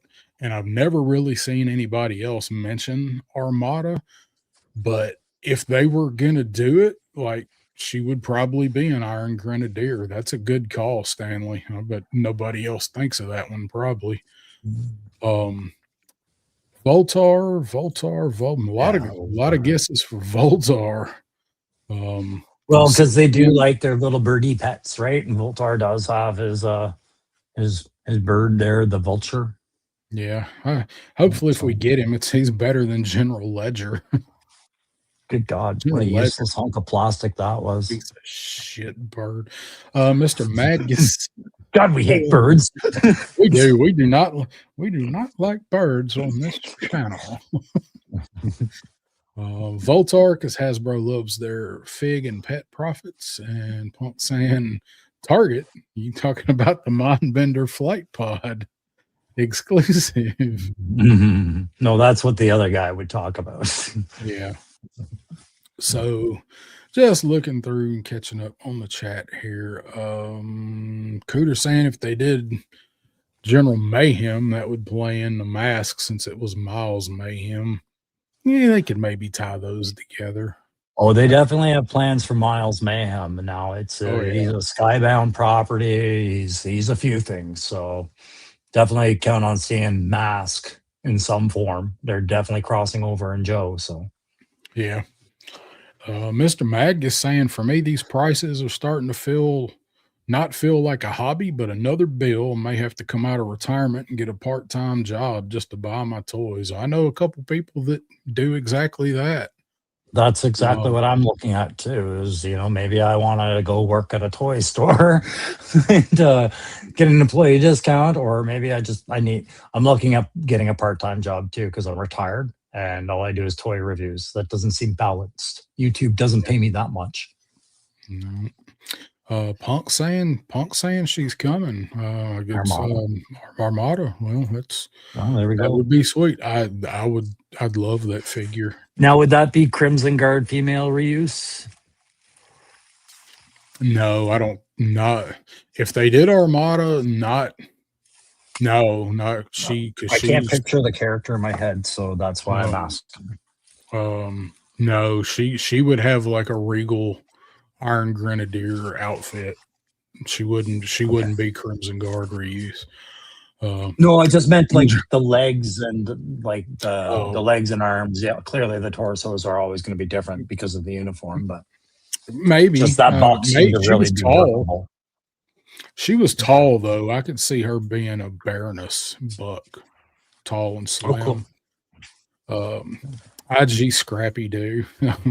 What's up, Joe Hunter? How you doing? Jetman lost to General Ledger. Well, you didn't really lose much. 610 he's saying Armada too. So we'll see. So I say Armada's a damn good guess, but I'm gonna say Voltar, Target, or Iron Grenadier Baroness because I think they're gonna reuse either the HasLab buck or the Crimson Strike team and mix those two up. Yeah, IG Baroness, because we've never had one. We've never had an Iron Grenadier Baroness, and we never had an Iron Grenadier Bat. So, all right, could be a good time for them to use the HasLab Baroness buck too, right? Yeah. So then, because it is a damn good figure.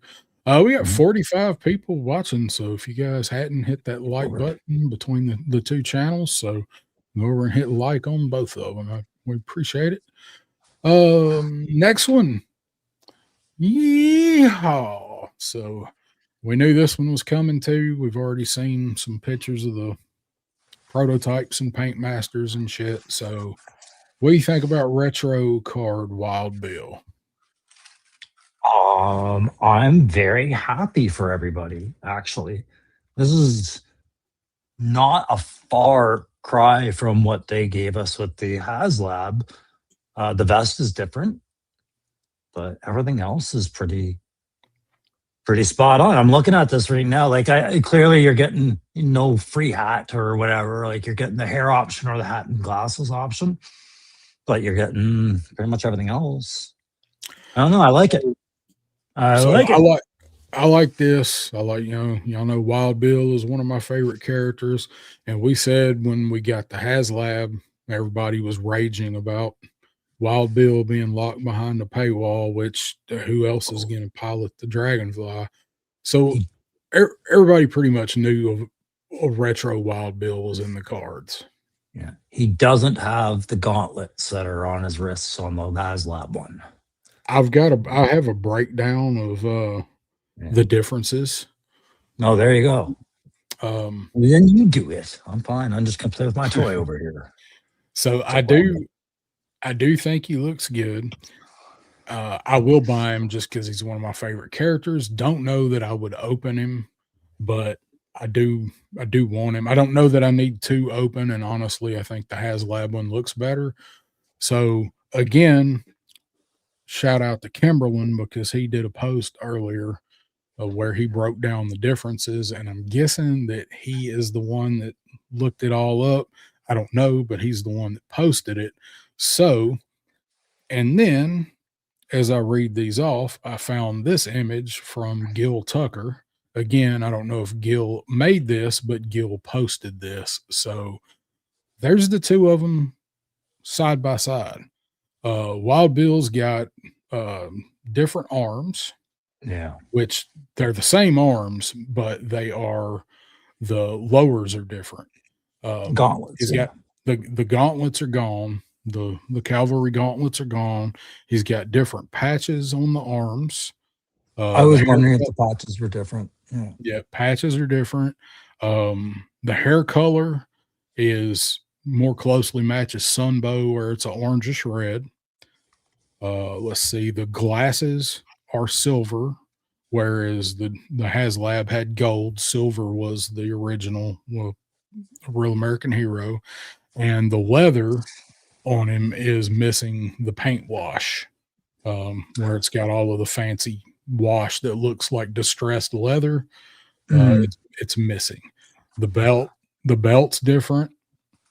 And it looks like the holsters are different. It looks like this whole belt system here. Yeah. All the leather systems are different for sure. But it's negligible. Like if you don't have the Dragonfly, this is the kind of figure that should make you happy because you're not missing as much as what you normally would get. Like you could have gotten the Deke version of a Wild Bill on a retro card with more orange than anything, right? Like this is very close.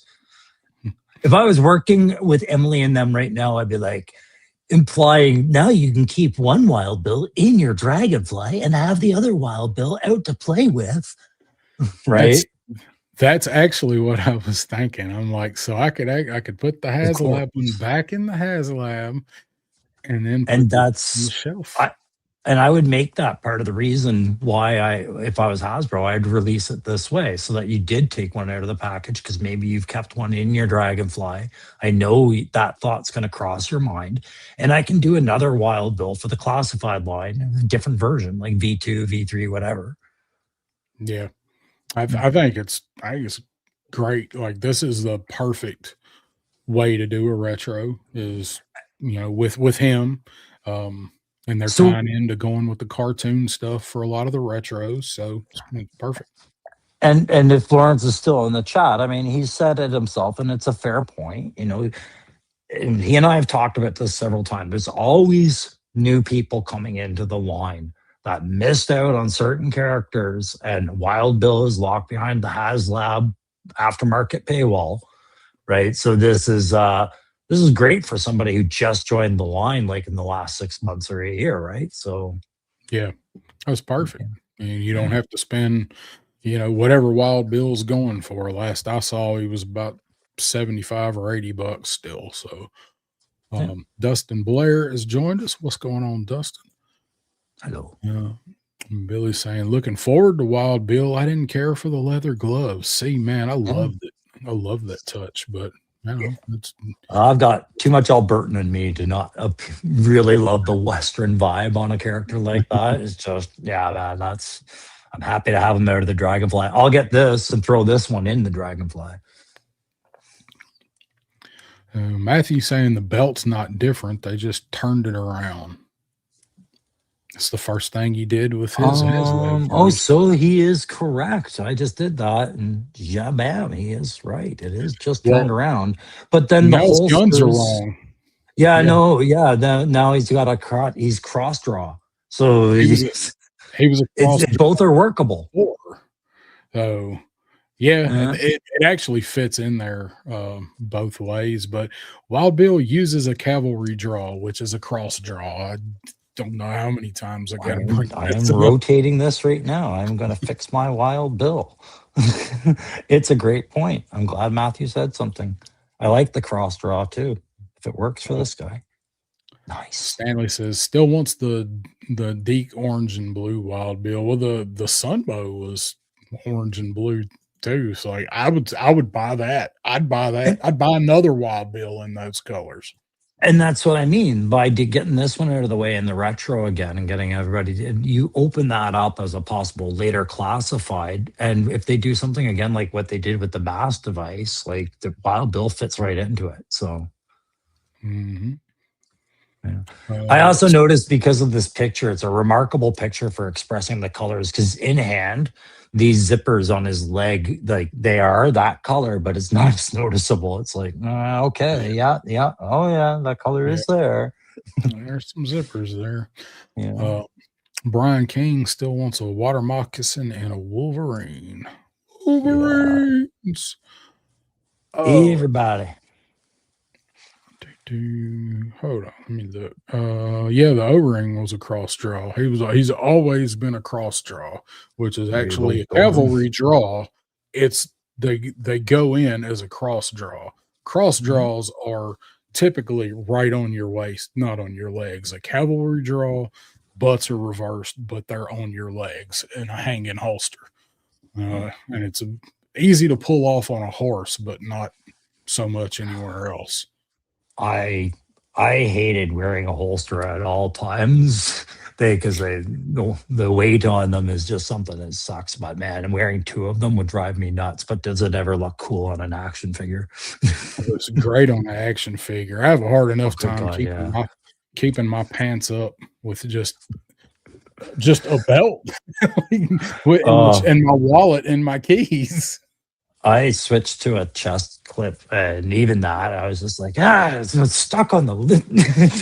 I get Yeah, stuck on and everything with these and things. then it slides and it pushes the Yeah. whole thing around. Yeah, it's a Yeah. pain in the arse. Yeah, Oh, I'm so Wild glad Bill. Matthew said something about that draw. The belt being the same. Cool. I learned something on our own show tonight. It's an educational show, so they It say. is. We're the only ones that learn anything, but So let's see. I got that's not the one I meant to play, but it works. anything from Chappelle's show works for me, man. I need to label those better because I've got one that's just a surprise one, and that's not the one I wanted. All right, let's look at the next one. So Yeah. here's Grunt. Here's Grunt. We got Grunt. Because they needed somebody that was more boring than Zap. They looked at Zap Vanilla. and said, "That guy's got way too much energy. What can we do?" Oh, you guys still aren't asleep? Here, try this one. No, I mean, it's OG 13. Absolutely. If you've been asking for it, you got it. You didn't really get it with Grunt unless you took the vest off, right? Like, y- Grunt was a little modernized, but is this really any different aside from the helmet and the chest? You know, I don't mind it because I like the OG 13, but if people weren't if somebody were joining, say, an 85 and on, and they didn't have the same desire for OG 13, I could see them doing an easy pass. Yeah, I mean, there's not a hell of a lot to say about this Grunt, whereas the other Grunt, there was a whole lot to talk about with that guy when he come out. Who was, if I'm not mistaken, wasn't Grunt the first figure that we saw Oh, with yeah. the So rifle with the XMR? Wasn't he the I first think it one? was the first one that came with both. I think like both a good M4 variant and that, and they both pegged onto that backpack, that same backpack. Mhm. Here's here's the thing that bothers me. Grunt has always been very plain, as I remember him, until they did the radical repaints later in the line. Right? I've never seen Grunt look like he's having much fun. He's always looked like the most plain figure there and overshadowed by everyone just through image.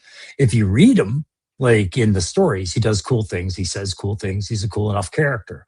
But if you look at him on a shelf, he's the start point, and then everything else kind of launched out of him, and nobody goes, Grunt looks amazing today next to this guy. It's like, and there's And Grunt. and in the beginning, he was the face of GI Joe for the first couple of years.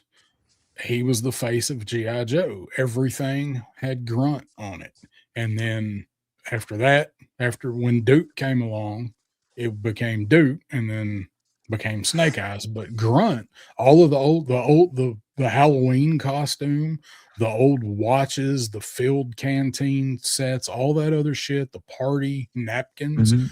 all that shit in 82 and 83 had Grunt on it. Yeah, and remembering they didn't know Snake Eyes was going to be liked. He was a figurative, they squeezed into the wave, which had no detail, tons of reuse, and they painted it black because that was budgetarily friendly. And Yeah. they just threw him into the wave so they could get that extra figure on there, right? But Grunt was supposed to carry them. He was the everyman Joe, Yep. right? That's right. Yeah. And so SCS Dog Green Shirt 2.0. I think this makes a better green shirt than the green shirts. So I know, but the thing is, I weirdly respect this because it is, like I said, OG 13. It is a true kind of grunt. It's the grunt we were kind of used to, plus a modern weapon. So retro just can't retro, right? They just can't retro at retro. But the Right. helmet, everything else, like there's a place for collectors with this, but I wouldn't insult this and say this is a bad figure. It's just, yeah, Wish he wasn't derpy. so This is derpy. the thing. Like they've never really done Grunt a solid outside of giving him that tablet that they reused a billion times after, right? It Yeah. was like, why couldn't you give him a better face sculpt? Give him something cool going on, change him around a little bit because you're stuck in the retro, right? I get it, but Yeah. I wanted So more for him. I did too. Got K Mac checking in. What's going Hey, on, brother? buddy, what's And going on? Paul is headed to bed. So thanks for All hanging right, good out night, with us Paul. for a while, Paul. Um, I like this figure. I like Grunt. I love the classified up Grunt. It's such a good figure. I think he's an underrated figure. I think we got him and he was all the rage. And then we got a few figures past him and people kind of forgot about him. And then don't forget there was the whole Grunt for 11.99 at Target. That's what I was gonna say. Was not only that he was the first real Joe troop builder that they were showing besides the steel core jumpers, where you could have Grunt be a steel core trooper instead with a generic helmet, and then you had these weird clearance prices sightings that were going on all over the place just with that particular guy, where guys were getting him at a reduced rate for a while. So troop building was very achievable with him. So that was the burn on him, but it wasn't like he didn't look any more impressed than he looks right now, really. So I was I'd not been in the line a super long time when Grunt was released or whatever. And I ordered Grunt. I had Grunt like a month before even Target started getting them. I wasn't doing YouTube yet, and I got Grunt from overseas, and I had him 4 or 5 weeks before. And of course, by doing that, just because I was so excited to get him because I love Grunt, and by doing that, of course, I paid a hell of a premium to get him. And then he shows up here, and he's at fucking Target for $12. And Yeah. I had like 3 of them. And I didn't even buy all the ones they had. I just bought them, and I kit bashed one, I sold one, and I traded one. But I was like, hey, they just did figures, you know? Yeah, and you know, it's tough. Like I said, I'm just a dedicated kind of OG connective tissue with Grunt. But the bottom line is like this guy's had an uphill battle for his identity forever. He's was the first infantry, and basically every Joe after him was infantry, right? So it's just kind of like how do you compete as Grunt for attention? Well, yeah. Yeah, This what is do you end how. up? Yeah, Right. he's like you could put Zap's head on him, and then he could be Zap. Well, I mean, I liked Zap for it, but and I said it in my video too, like vanilla in 31 flavors. That is what OG 13 really was. They're kind of doing right by it, but it's not going to be appealing to everybody. We never pretended it would be, like it just isn't. Yeah. Yeah, we Yeah. knew. I mean, we knew what we were. Oh, we need the OG 13. Give us green shirts. We knew Yep. what we were gonna get with them. And as much as I'm like, oh, they're so plain, blah blah. Like that's exactly what I wanted with those guys. And It Grunt. depends on what you're doing with your shelf. I mean, some people want some generic soldiers and things like this. This stuff has potential for guys who do a lot of head swaps to build up a generic squad, that one character's in charge of. But is that your market when you build a figure like this? Probably not. Yeah. Izzy Trevi says, I want my retro grunt to be really retro and come with gonorrhea. Yeah, exactly. And a bunch of quitting smoking gum and paperwork. Yeah. Yeah. Yeah, I think yeah, Turk. I think you did. I think we traded. I think yeah, you think we were the ones you were the one I traded a grunt with. I think it was my last one. Mm. And Matthew was right. Like it wasn't on clearance at Target. They screwed up putting it in the system and it just showed up for $11.99. Dude. All right, so we got one more of these guys to look at. Yeah, speaking of playing in the mundane. Yeah, speaking of why But the person why who wanted this, please check the box and let you make yourself known. No, there who you go. Tuco Viper. wanted this? Who wanted this? The first one was perfect. All of the things they And could have given us a retro card of, I they could did still go this. pick I could pick this up in a lot of different places still. This is the thing. Like, it wasn't like this was the same story as the Cobra Eel when they did it with the eel, right? The eel was a weird one. It Yes, disappeared yeah, fast, limited, yeah, numbers, right? But Techno Viper, I was like, really? This is your choice? And then what a strange offset color for that rifle to be. Like, I don't hate on this. Again, if you just joined the line and somehow you aren't able to acquire a classified Techno Viper, prime opportunity to tick that box. But odd choice for this wave. hold on, let me do something real quick.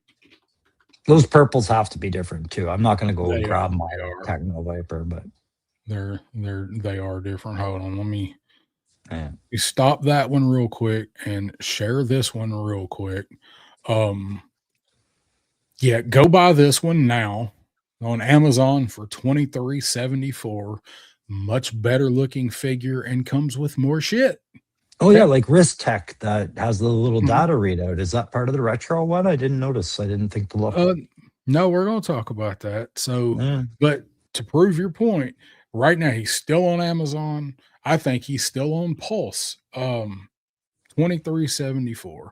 So, Yeah, I mean, my wow. question isn't whether it's a good figure or a cheaper figure or, lower piece count and everything like this. It was like, what was the decision boardroom meeting that said, green light that, let's get this one done? Like, we talk about 18 months or longer for a figure to go from conception to assembly room or production, right?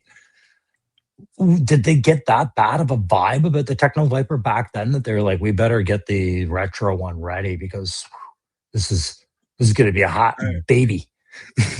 I just like I think most people generally like the Techno Viper, although I know you remember when you saw him, you hated him and kept calling him Grimace.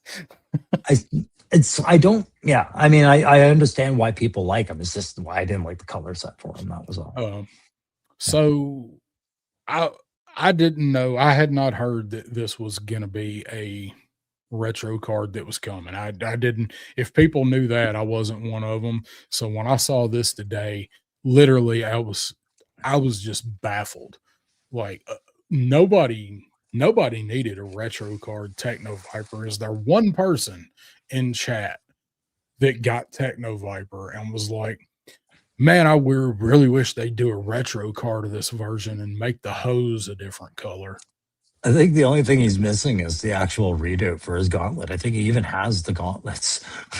He has the gauntlets. They swap the stand for the very cool, innovative, brand new holographic readout that plugs into the gauntlet. So now he's going to have gauntlets with holes in them just because. And he has a stand that nobody uses. This is what happens when guys don't go to the meetings. Yeah, somebody did not read an emails that day. Yeah, What's up, you Snake just Eyes? yeah. Retro TV seems like a step back. That is exactly what I said when I saw it posted. I commented on, I think, Jeremy Kimberlin when he posted them on the Facebook group. That's exactly what I said. This is a step back. Nobody needed this. I just have to go do dad stuff for 2 seconds. I'll be right Okay. back. Let's see. Yeah, Techno Viper been on sale under $20 on several occasions. Yep, just wait for another sale. Yeah, I mean, I've seen him for somebody had him around Christmas. Maybe Amazon had him for sale around Christmas for, I want to say he got down to like $12 or $14 on Amazon for a week or two. Like you can probably still go on a GameStop that doesn't sell a lot of shit and buy this dude on the pegs right now. Yeah.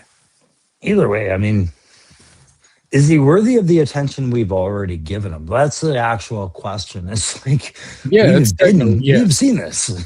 It's Techno Viper. We got to talk about him. Yeah. See, this is the one Lego Star Wars kid.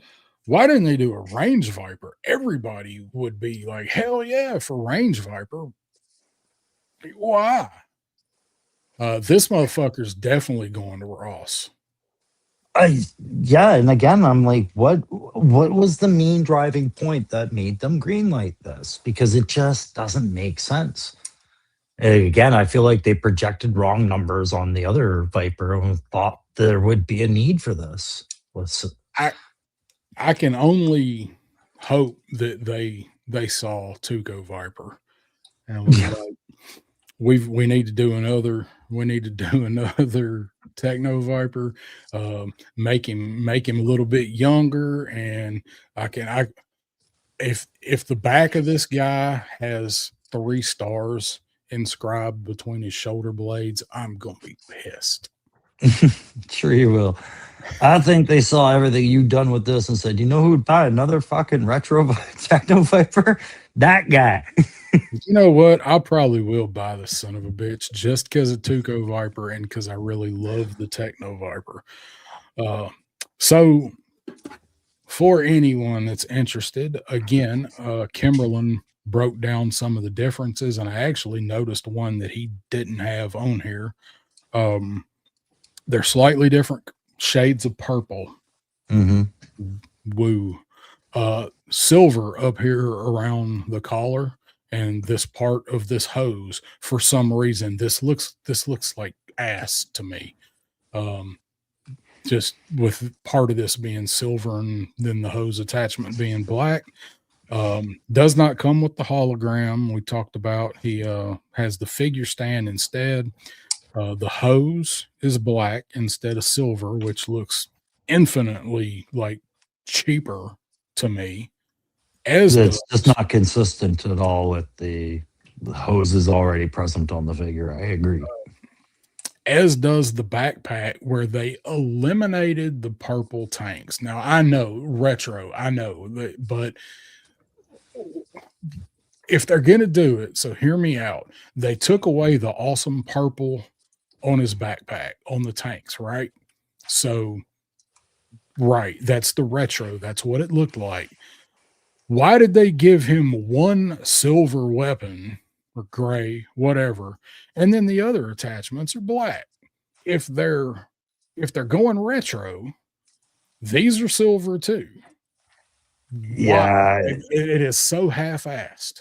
And that's what I mean by retro. It's a word. It's not a mission statement because like yes, you could say the pieces back in 1984 or whatever, whenever this one came out, they were all like that. Like they were gray and they were black and they were mixed in one little pack with the figure, But the this is almost abysmal. Do you know what I mean? Like and the reason that it's abysmal is because they know they're doing this to an adult market and they're charging 30 odd dollars for a figure now. And we just paid this exact same price for much better, Yeah. right? And you're going to say, well, this is for the retro feel. And we're going to be like, that's fine. That's why it's at Ollie's today, you know? And like I love the Techno Viper. I love it. But this figure and the way they did it is a poke in the damn eye to their fan base, I think. No, like Well, Stanley saying, do a rarer figure, make Range Viper. Like nobody is looking for Techno Viper. Nobody is going, shit, I missed out on Techno Viper. no, and that's what I was saying before. I think the more I say it, the more I actually start believing my own bullshit. But it's like if you think about timelines and remember what happened with Snow Serpent and with Eel, troop Yeah. builders Yep. that had issues with the feedback of people that said they weren't available. And they made damn sure this troop builder, the Techno Viper, which people were excited about at first, was Mm-hmm. available. And I think, yeah, but you did something else different that time. And that was a common market figure.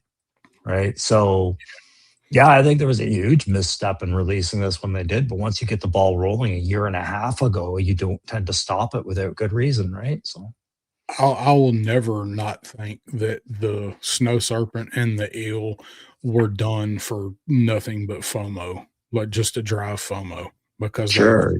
they were so hard to get, Well, especially Eel. the eel, sure. The snow serpent, I don't know. That seems a bit more complex when you consider the the cost it was going for as a deluxe set. It was one of the few deluxe sets were coming out at the time that weren't just Hasbro Mhm. Pulse, right? Like it was out there. You could buy it off shelf, you know. Um, was it? Was it on? I thought what We was said it? we had it at Toys R Us. Yeah, we didn't. I don't think it hit shelves here because that was at a time that stuff was not really showing up well here. I don't think Oh, it yeah, was ever on maybe. shelves It was here. a while ago. Nonetheless, I do think they were two separate discussions, the eel and the snow serpent, but they had similar outcomes, right? Which supply and demand, right? So Yeah. Stanley saying, did Tuco make it to Lenny, Tony, or Emily? No, unfortunately, they were not on the address list for Tuco. If I'd have mm. sent that there, I'd have probably never seen it again. Yeah, and actually I see Billy Butch makes a point about we're not even Mm, mentioning the HMS, which brought us more redundancy of the character, again, more yeah, palatably done, palative, more palatable, right? But yeah, yep.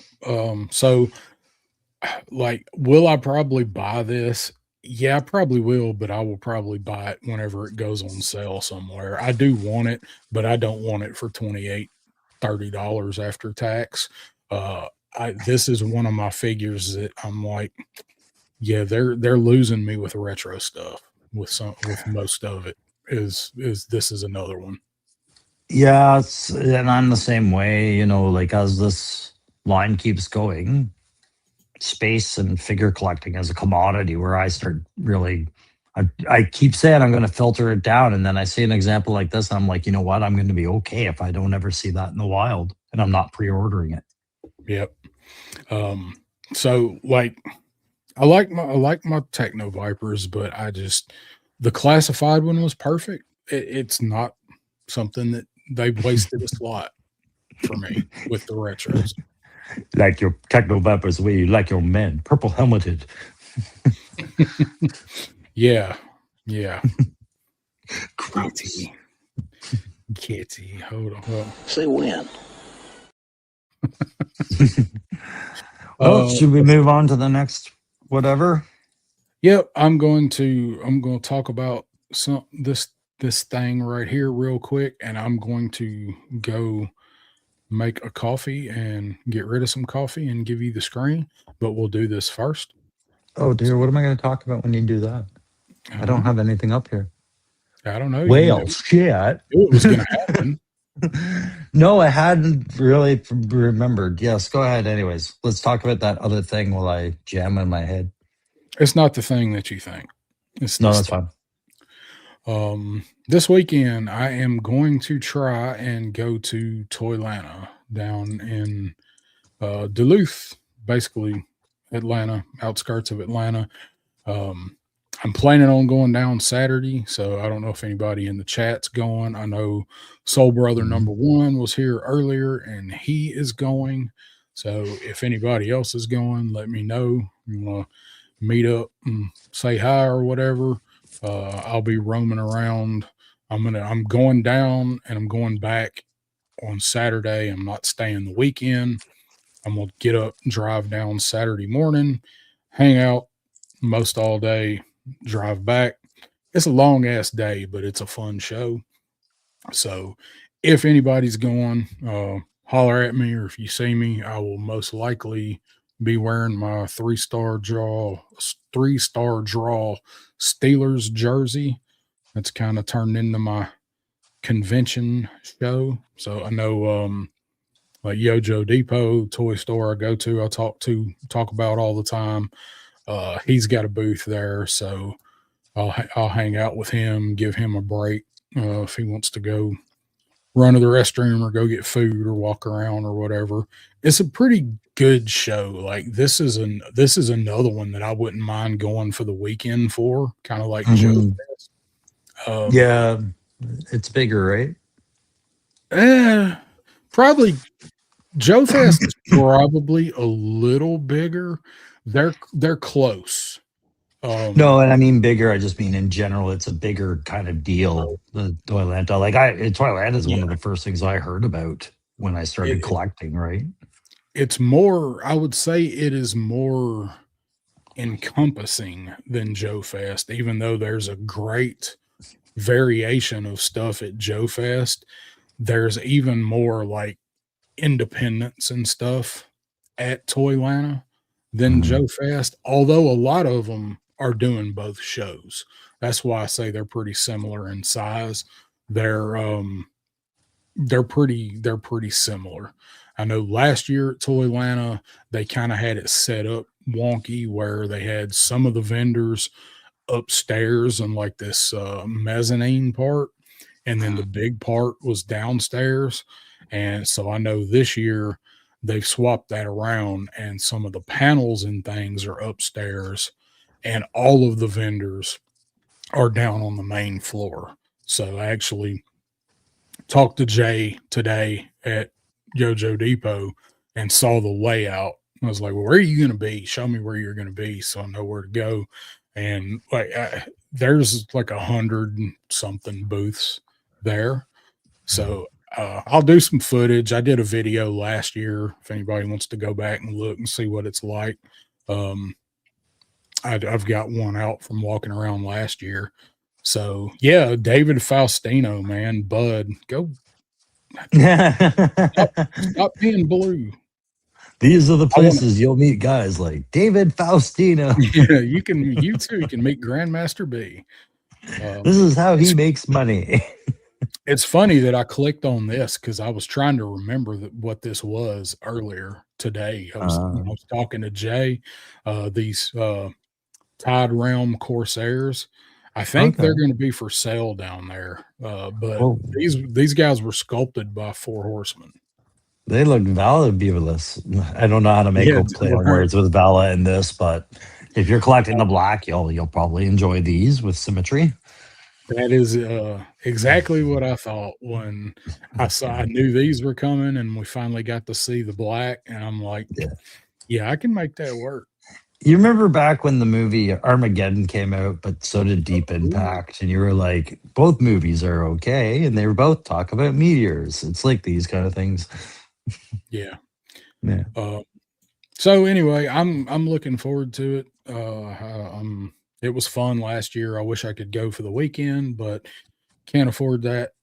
And I'm going by myself, so just meeting up Well, with I'd go whoever. with you if you just send me a plane or a helicopter. I'll see what I can do. I'll talk to my Yeah. people. Hey, I got a question for you. It just occurred to me. Does Punk pay you rights on your commercials for Tuco Viper and Cobra News Now? No. Why don't we ever use those when we need a break? Does he have exclusive copyrights on those somehow? Seems wrong if he does. Because I feel like if I play it over here when I come back, nobody will be here. um, so I'm let's see. wondering if every now and then we should have one of those on standby in case I actually am caught flat footed as I am in this particular moment. I do have very little to talk about, but I'm trying to. I had something loaded on here. No, the longest thing I've got loaded is 2 minutes, and that's not going to be long enough. oh dear, you're going to be gone that long? More than 2 minutes? Yeah, man. All right, I guess it's opinions time. I'll be I'll be back, and then I'll we'll be do. less than a channel by the time you get back. I will lose all my subscribers and we will have one person in the stream because I'm watching from a different screen. But go ahead. You'd have to say some crazy shit for that to happen. No, I don't know. Don't really think I have anything crazy to talk about besides comics and events. Do you want a full screen? Sure. Do I have anything to show and tell within hand? I'll show Connor McDavid a little bit more. Well, are you gone now? Is that it? Yeah, he's gone. Fuck. Now I'm Show gone. prep 0. Okay, you son of a bitch. All right. So, like I said, guys, I am not a McFarlane collector. I don't do DC. I don't really collect sports figs. I bought some Dragon Import sleeves, but the 6-inch McFarlane line NHL whatevers.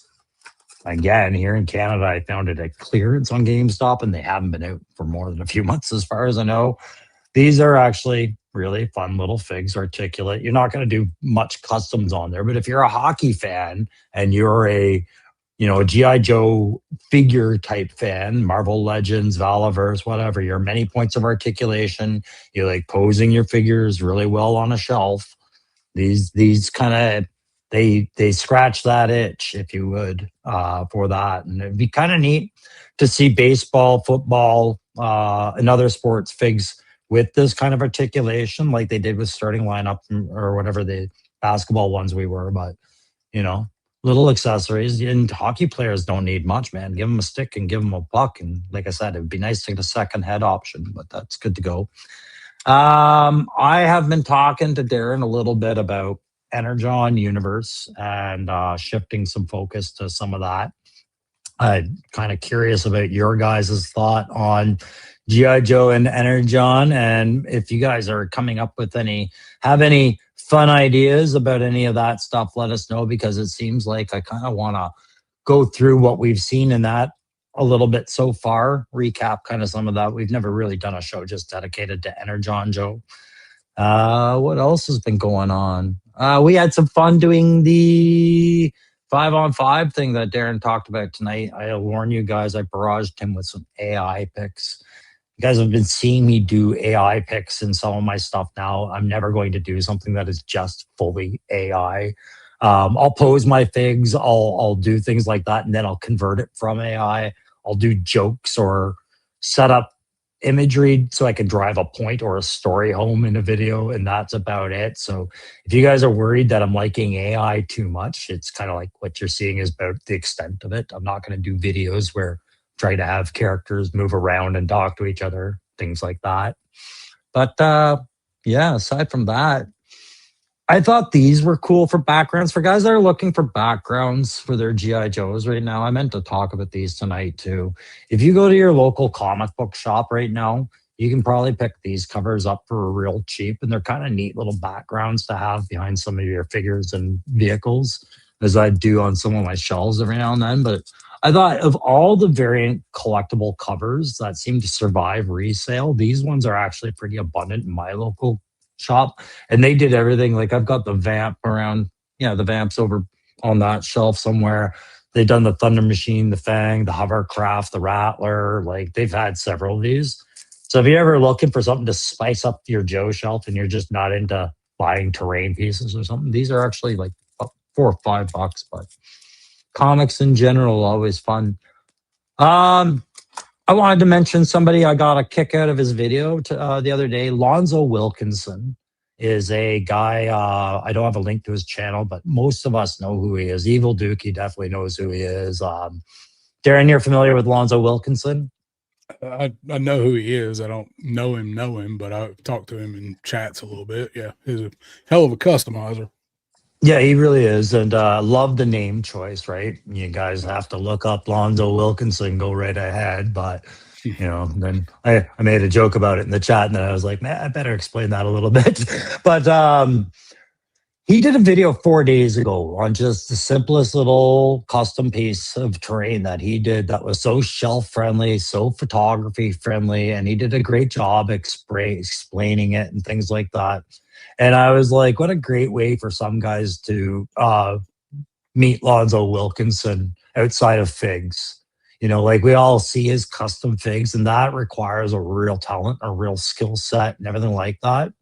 But the way he broke down and explained his little ruins diorama and what his considerations were when he was doing it for photography, shelf use, things like that. I thought it was a really good video. I highly recommend it for one of his videos. That would be the one I'd say, go meet him, if you haven't seen his videos before. Yeah, he does good work. Really good work. And if you ever forget how to spell his name, just look up Stalker's file card. Yeah, I don't want to interrupt you, but I was gonna say if you don't know who Lonzo Wilkinson is, you're probably watching the wrong show. Stanley's wondering if that McDavid can be boiled and popped. And that's just it. I'm sure it could, but as far as capacities go, your shoulders aren't going to fit into a Joe fig, I don't think. I think they're bulkier. They're a different design. Again, it's a McFarlane fig, and we're talking about a guy wearing shoulder pads and hockey gear, right? But yeah, you could probably make different within its own line, boil and pop within other hockey player lines. Yeah. I just don't think the customization would leave the McFarlane line. That's all. Yeah. And you were talking about Energon stuff, which we are going to do a show about. It just is going to require some planning. But these two newest issues are pretty good, especially this one. 19, which is 19, and then maybe 20. Yeah, 20 had good stuff, but 19 did great. So I collect that cover variant of it, right? But there was the clutch one. Nice. They'll probably give us a retro clutch right before the Vamp Mark II comes out. That one, I kind of hope they do. It's just for all the people that were like, I can live with it, the Vamp, but it burns me that I don't have clutch. Yeah. There's enough of those people out there still. Yeah, we haven't seen another clutch, but we got another Wild Bill coming. So, what's up? Pop Blender is in the house. What's going on, cuz? All right, let's talk about our squads. Let me get this pulled up, and we will see how do this. I'm suddenly going to be expert of a sport I never follow and barely ever play. All right, so we kind of approach this two different ways, which is fine. It's funny. So I put my guys together, and I was thinking, like, in anything, like, what would these guys do? These two squads, like in a battle or playing sports, doing whatever. Like I tried to pick two all-around teams whose absolute goal was to destroy each other. And I didn't name them. I didn't go through making logos or any of that stuff this time. And Crow actually had them really competing against each other. Oh, God damn it! You were busy. we didn't we didn't get too descriptive. No, this was a very loosely planned topic for fun. You So, said final five, and I took you yep, very literally. so, um, you want to show yours? Let's show yours first, because Well, you have them there. Yeah, I gave mine team names and everything, right? So I do have them. So, I mean, I did not do nearly as many. Like I have three pictures for all of mine, but I was crunched for time. So let's yes, see you what are a very busy man. People don't know how busy you actually are these days. So and it's gonna get worse. So let's take a look at these here. So I'm gonna give this full screen. Tell us what's going on in here, this Crow. is this is my Joe team, strategically developed here in Canada to be the best basketball team. It definitely destroy anything you have coming forward because each of those guys brings a skill set. That's what I came up with. So you got Helix, Storm Shadow, Cover Girl, Stalker, and Gung Ho. The co-ed team there. Oh yeah, but there's a strategy to all of it, and that's what I thought you were doing too. So I was like, I gotta outthink Darren, the brilliant mad scientist from down south. So Mine does have a strategy, a little different type of strategy applied to a little bit different field. So you ready for the next one? yeah, yeah. So the deal is Gung Ho. I guess I'm explaining this unit, am I? Why am I at that point? Do I have to explain why I chose these guys? No, you don't have to yet. It's just Okay. it's easier to look through I yours just or told Darren, send me a picture of one of the guys, or send me a name of one of the guys, and he sent me. Okay, well, I got this guy on my roster, so I got a picture ready of this. Gung Ho coming at Zartan. Zartan wielding him out with his monkey paw. I just noticed that. Like, oh my god. Won't touch you. Well, there's a reason he doesn't want to touch Gung Ho. Oh yes, there is. Do you want to go through all of these before I show my squad? No, show your squad. You're going to explain the composition later. People will get behind that. All right, let me open up a new. Are you going to show the squad these guys would play against? Is that the idea? If you want me to show that now, I can. That would make more sense. But I mean, I don't know. Nothing made sense when we did this. No, you're right. Not much made sense when we did this. We said we would get this together on the fly. I'm just trying to help do that. And we are definitely getting this together on the fly. So, all right. So the squad that those guys are going to play against, and like I said, I didn't do many. Is going to be these guys. The spinning circle of death. No. Oh my god. You're using scrap iron and metalhead. What the hell game were you picturing, man? This isn't friendly basketball. No, this is to the death as metalheads doing this gender reveal party over here. I don't know what's going on over there. The pink rocket smoke. It's Orgasmo. Dildo rockets fired. It's a girl. It's gonna blow you up. All right then. No, I never want to see those 50s again. Never. Poor Scrap Iron.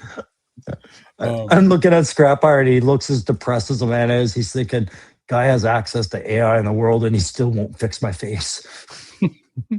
Yeah, this is Cobra's version of Grunt with the head sculpt, and why does it? Go ahead. Go ahead. I was going to say, and somehow it turned Firefly into a Siamese cat because that's what his head looks like.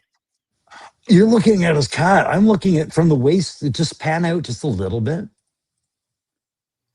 Okay, Like his it gets ass is better in at the front. knees. It looks like his waist was turned around, like he's got a diaper on or something there. The pens are under there. It does. Oh my I've been in god. the field for 4 months. Shut up. SpongeBob SquarePants wearing Yeah. Firefly's costume.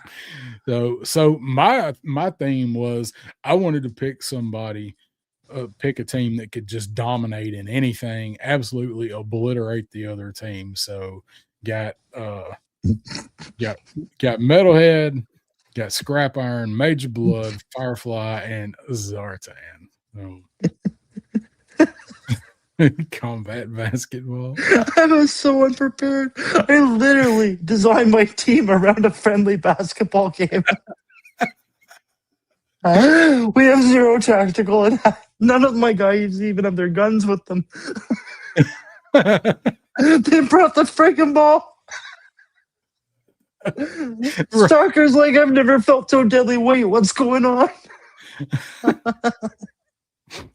All right. So can Uh, can Metalhead, Scrap Iron, Firefly, and Major Blood and Zartan beat these guys in a game of basketball?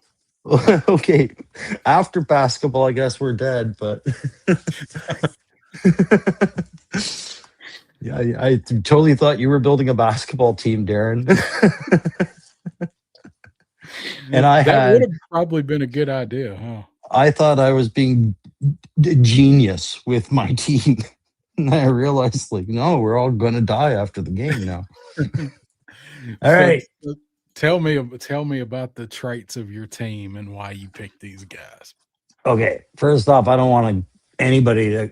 I didn't realize he wasn't going to pick Big Lob, so I was going to take Big Lob, and I was like, well, that's a little on the nose, but he will never see me using Stalker. And before you think anything poorly about my mindset, what, you don't think Stalker played ball when he was in that gang in Detroit? Come on, played ball. Yeah. And he'd know how to do it dirty, which is what you're going to need when you're playing ball at professional level against Cobra, right? Helix is the brain. You're just not going to be able to shift tactics in the middle of a ball game without Helix already realizing what's going on. The way her what is it? Her weird ability to calculate physics and strategy and everything. Yeah, her intuitions makes her probably like the team leader, really, when it comes to telling everybody where to be on the court to stop Cobra. Cover Girl's there to get fouls called because she'll put her body right everywhere, and then she will make claims, and the ref will have to, sign on the error caution. So Cobra's going to get lots of fouls because they're going to be hands all over Cover Girl because she's Cover Girl. She's covering everybody, right? And Storm Shadow is just, I figure a ninja can dunk better than anybody, right? But my pride is the secret weapon of Gung Ho. Because you have the slide why he is the secret weapon. He's the most disturbing weapon because nobody messes with a greased up Cajun out there.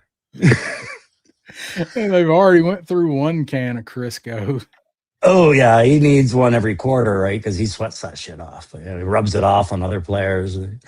But yeah, that's the secret weapon is the greased up Cajun, which is why Zartan can't touch him.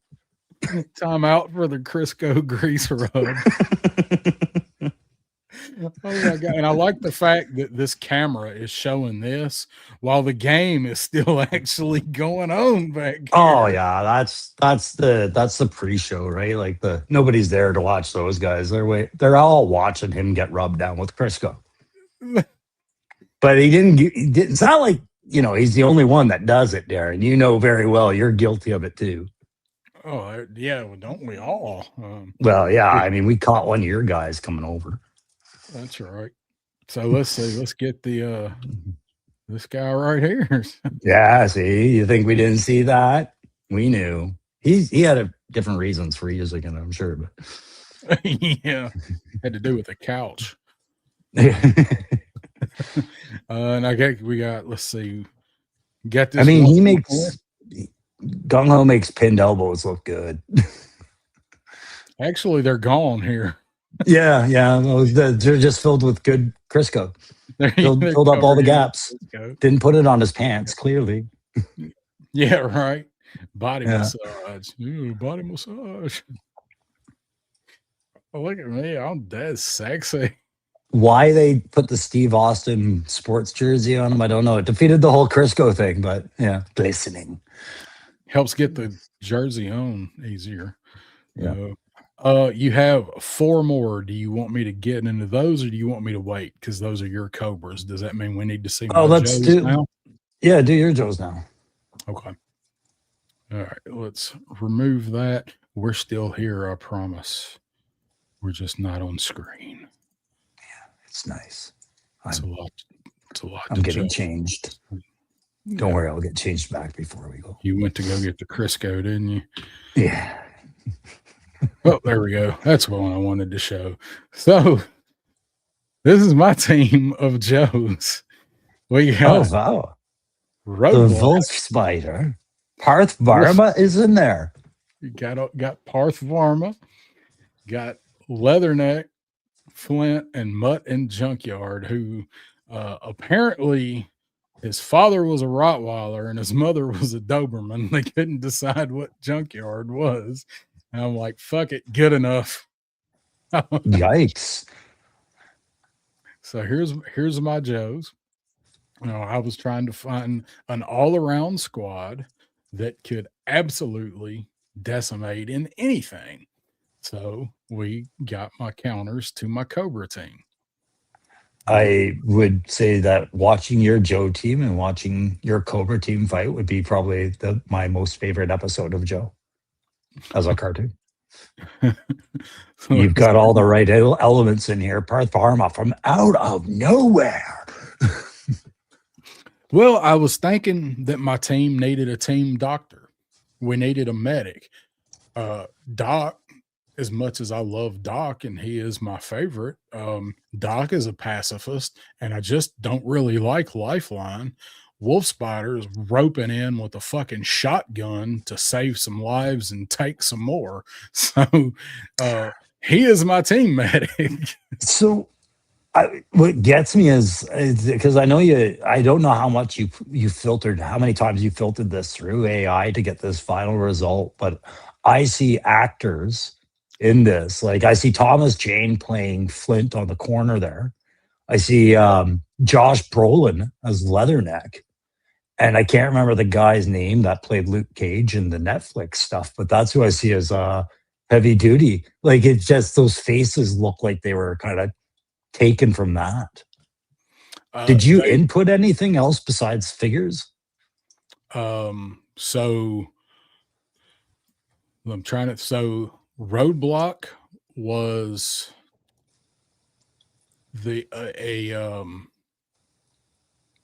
trying to think. Roadblock was a comic of V2 Roadblock. Mm-hmm. It was the comic version of V2 Roadblock.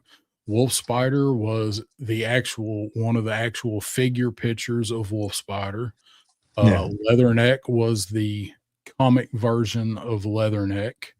Flint was the cartoon version of Flint. And Mutt and Junkyard was the original A Real American Hero card art.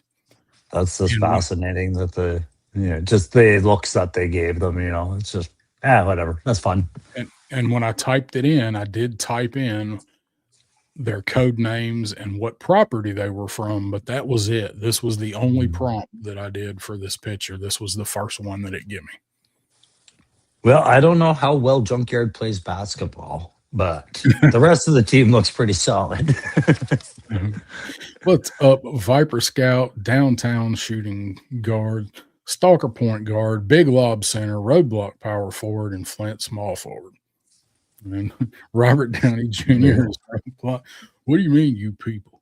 Yeah. I'm the dude playing a dude that rhymes like a dude. All right, let's look at Crow's Cobras. Okay, so clearly I have to defeat that team on the court. I don't know if, of course I am. I've assembled another maniacal squad. You have indeed. Let's see, get these guys ready. So I don't know if that one. Did you want to see the one with Stalker on down on the floor, or did you want to see the You group pic can first? show do the group pick. Yeah, it don't matter. But yeah, I really didn't have an order in mind, so you can just pick whatever your Okay, I cursors on. saved them in the order you sent me. So Yeah, so this is my ultimate five right there. You've got Tomax and Zaymont because I think wouldn't the passing plays be beautiful between two people like that? Uh, Nemesis Enforcer. He's also Nemesis Defender, Nemesis Fowler, Nemesis 3-point guard. uh, Road Pig because I just wanted the huge dreadnought factor. And just when Road Pig's covering you, it's going to take you about a minute and a half to get around him. And then we have our 3-point shooter, the Frag Viper, because if anybody's dunking 3-pointers from the point, he is him, right? yep, So, he's hitting yeah, threes from the other side, from the paint on the yeah, other side. exactly. He'll go to the parking lot and hit a three. So Let's see. So I got this one. yeah, so I did this one because I wanted to see what the AI filter would do with it. But yes, I used this Nemesis Defender because of the back feature. I was like, well, he could use his wings to block the net, or no ball gets past him. And I went with no ball gets past him. Right. No, nothing's getting past this guy. No. If he had his other wings on, I mean, he could literally swat it out of the sky while he was in the And sky. And say what I will, I don't care about Big Law, but good God, I paid $36 for them. I'm going to use these hands where I see fit. That basketball is gonna get used somewhere. It got passed around like a basketball, son. So, so the left hand, you put in Big Lob's other hand too, right? Oh yeah. The flesh tones don't match the neck or the head, but they will match each other. I And it wasn't even needed some looking at putty. that. I was Yeah. looking at the size. I'm like, because Stalker's other hand should be way smaller, but I'm like, oh, that's a Big Lob's hand. So let's see. So there's the squad. There is Cobra Kai. I love it. Yeah. There they are. No spectators allowed. Yeah, I accidentally, what was it? I was trying to say in front of a crowded, but with a crowded, or something like that, with a crowded, and it went without a crowded. It gave me an empty, and I was like, well, that is Cobra. And so You empty theater, got empty some arena. judges. Got some judges or some I guess Yeah. the commentators. King Ezekiel's sitting down here Oh in the God, second yes. row. Mr. Mega Dread. Where's Shiva? Yeah. And then Oh over no, here, that was it for the Cobra one. Again, wanting to play basketball, figuring Tomax and Zaymont are the ones that are going to go for the points, while the other two goons stay in front of them and keep Joe off them. In a bullet field game, which like you were picturing, I don't know if I'd do as well. But yeah, look at what it did to Nemesis Immortals friggin' snakes. I like that. That's cool. I like it knew to do that without me saying, do that. That's cool. The ref with the Cobra, like I have a feeling this game is a little bit lopsided. This game's gonna be a little biased. Well, this is a mix between G.I. Joe, basketball, and WWE, right? It's that kind of story arc. Yep. Did you set all these guys up back here, or did it put them in? No, they just put them in. And once you say a G.I. Joe theme, anything, Yeah. it'll call on a memory, right? So Shadow Tracker by the commentators. Old Shadow Tracker. Shadow Tracker. Found his face and quit. So, and then, so we've shown my guys. Let me go back because I did make I actually showed it and then I skipped past it. I made a versus a collage picture where I just stuck them together. So there's my guys versus each other. So if my two teams were fighting, yes, so Destro showed up twice. So one was his son, one was Alexander. So my thinking with this was I was trying to come up with two teams that would obliterate each other on the battlefield or in a basketball game. I think in a basketball game, I think the Joes are going to win unless Cobra cheats. On a battlefield, you got Roadblock who's trying to take out Scrap Iron and Metalhead. You kind of got Flint versus Major Blood as kind of the commander, the squad leader, team captain. You got Mutt and Junkyard and Firefly who can both sneak around and do shit. I guess as can Zartan, but then I had Leatherneck there to just kind of suppress Zartan because I thought that would be a pretty good fight if those two got a hold of each other. And that's not Ninja Force Zartan. That's just regular old assassin Zartan.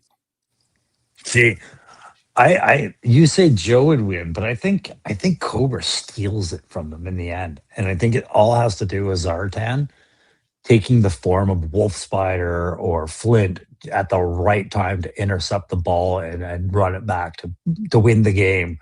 Right, like he makes them screw up and pass him the ball by shape shifting into someone. What if it was Junkyard? Yeah, no one suspects Junkyard. Nobody. And it was Zartan the whole time. Hard on the knees, but it was worth it for the win. Nobody. It's like Manimals. Yeah. Oh God, what was the show? The show with the dude that turned into was that was Manimal? Right? That was Manimal, yeah. Yeah, okay. That's what I was like. Did I get that right? Yeah, that's what it was. So what do you think about like my squad of Joes versus your squad of Cobras? I think it's a pretty good matchup. Yeah, I mean, I'm constantly a promotion man. I'm going to tell you, my team will win all day. But I really don't have much faith in the endurance of my Tomax and Zaymont. I think when it comes down to a couple of burly dudes trying to take a ball away from them, eventually they lose the day. And then my big goons aren't as agile as what is left on your team. So I could concede a lose would make sense for me. I don't know. You got some brutes on there. I think if we just kept giving the ball to the Frag Viper, we're fine.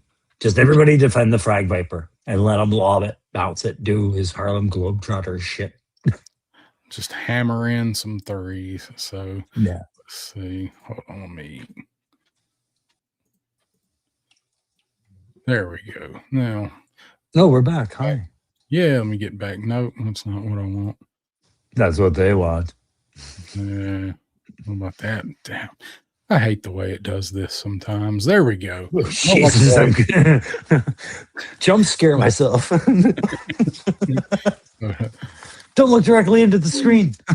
All right. So that was kind of a last minute kind of fun, silly topic where we basically just got to throw some squads together and see who we thought might win in different fights. So I think in basketball, you put together a hell of a squad for both sides. Next time I was really thinking battle. Yep. Next time we're gonna have more time to talk about what we mean. But that was either way. We weren't putting any pressure on each other to be more descriptive. I could have pulled more information from him. He could have pushed. We've been busy. So thank God for render reveals today, huh? Yeah. I will really ain't got much else to talk about, but I do want to touch on something. I'm not gonna go into a ton of detail. I want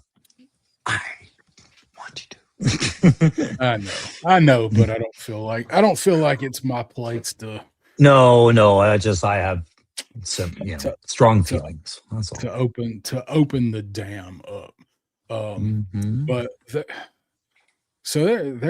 there's a person that shows up, comes in a lot of these chats, a lot of the groups, a lot of the toy stuff, and some stuff that's not toy stuff. And a person comes in and instigates and um it's one of these people that forces their beliefs on you, and if you aren't with me, you're my enemy, and really, really invasive. Um, really has no business hanging out in like toy forums, and really belongs more in like an Alex Jones type of chat room, and has really crossed a line a lot of times with various people, Yep. and um, sent sent people messages, like personal messages, semi-threatening messages, talking shit to them, talking about calling them names, degrading stuff, semi-threatening messages. Like, I just not a place for it. And if you see that kind of shit, like in your chat, I'm not the person that should tell you who you should let. If you've got a channel or an Instagram or whatever, I'm not gonna be like, oh, you shouldn't let this person in or this person, whatever. But if it's somebody that comes in is always starting some shit and trying to start shit and instigate, and you let it go for a little bit or ignore it or let it slide, sooner or later, even if you talk about things that this person's got some values in line with, even if you talk about things that line up with some of what they believe, the second that you say something that they don't agree with, they're going to tell you what kind of piece of shit you are and call you names and call you slurs. Like, I don't feel like that has any place in, I do this as a hobby. I do this to relax and enjoy myself and do escapism. And I don't enjoy that in the toy stuff. So So if you notice something like that, somebody like that in your chat, keep an eye on them, because the second that you say something they ain't gonna like, they're gonna fucking attack you. And it's happened to several people now, and it happened again yesterday, and they're dragging other people into it. I got drug that's into it this time personally. yeah, you got drug into it, and that doesn't mean I got drug into it. That means you Yeah, got drug into yeah, it. yeah, But I sure as shit have an opinion on this. Can I go off for a minute?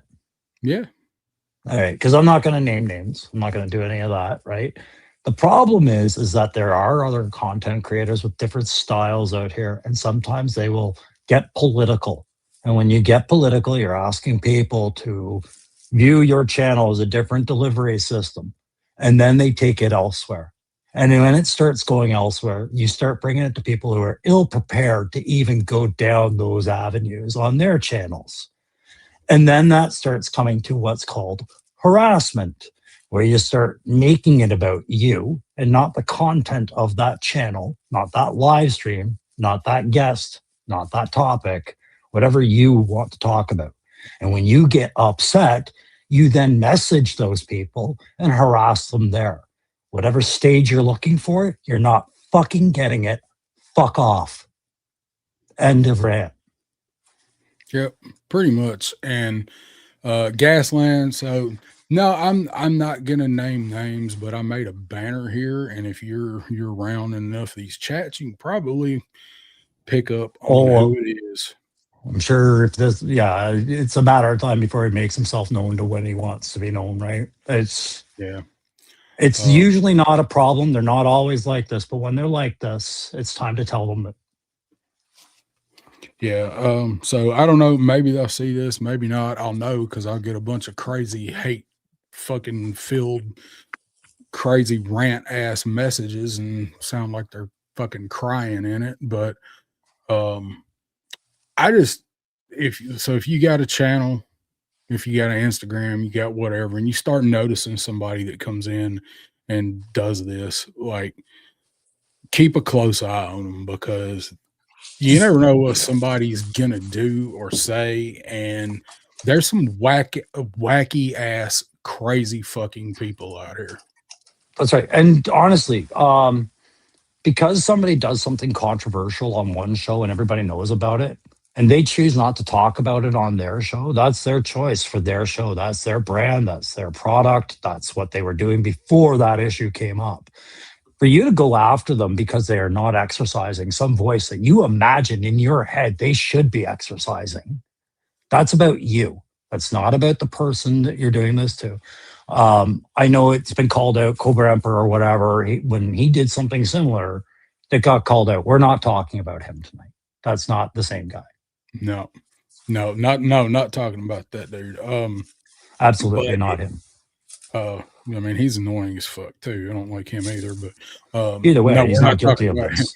Yeah, Yeah. I don't think he's ever been in here. So, yeah. So I don't know. I don't. It's not my place to highlight like what made me make a whole point out of this. So I don't want to name names or whatever. But like this time, I was put in it, and like, homie, don't fucking play that. Oh, that was So irritating to see. Yeah. what'd you do? And guys, like it's something we do talk about with other content creators is our relationship with the people who subscribe to our channel that we talk with outside of the channel parameters. Like there's people we get along with as, cohorts, as friends, as casual acquaintances, or just as, hey, I know you from the chats. I'll talk to you like I know you from the chats. And then there's somebody who will push that much, much further. And this is why it gets addressed, is because when it gets that much, much further, right, you're invading this person's time that they're trying to spend outside of their channel with their family, with their friends, and you're making your issue with them. It's not going to fly, right? So just a content creator that's responsible with the channel will do everything they can to maintain a positive relationship with you. But when a boundary gets crossed, we have a responsibility to say, hey, it's happening. Pay attention, please. Right? It's our community we're talking about. Yeah. Whether you like that word or not. We don't get too, we try not to get too serious over here and bring up too much of the drama and shit. But when people that you're tight with and get drug into it or part of it, and then you get made part of it, like I said, Crow wasn't, I was. But his feelings, I believe, are the same. Once in a while you got to address it. And so just because you don't like somebody don't mean that somebody else doesn't have to not like them because you have some stupid reason not to, and you project your hatred onto other people. Like that's fucked up. And if I got whole other reasons for way I feel, but don't make something you think and project it on me, and then I'm the piece of shit because I don't have your feelings. I'm not the piece of shit you are. It don't work that way. And please stop using, made up name profiles and then calling other people cowards. Like that's just ironically stupid. Yeah. Yeah, that's the other thing. When you don't want to engage because you just don't want to put your energy into it, and the person is fucking off their rocker, then they call you a coward because you don't want to fucking have a day long 500 message back and forth argument with them. Just don't act like a bitch. Just drop it. Give energy to toxic points. Yeah, because that's all it is it's just straight toxicity. Yep. Anyways, so yeah, I mean, I probably could have been a little bit more specific, but it's not my place to name names right now. If it comes to it, I will, but I'm sure you're going to hear more about it. Anyway, so Crow, what do you got coming up over on Crusty Old Crow channel?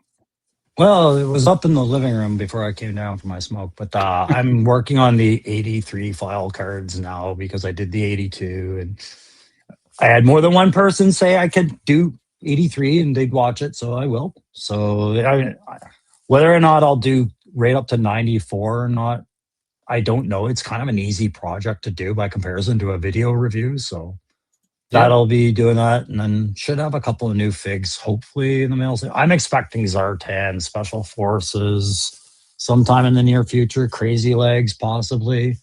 And then the Striker, if it makes it through this, or not the Striker, the Acid Rain thing, if it makes it through the Straits of Hamas.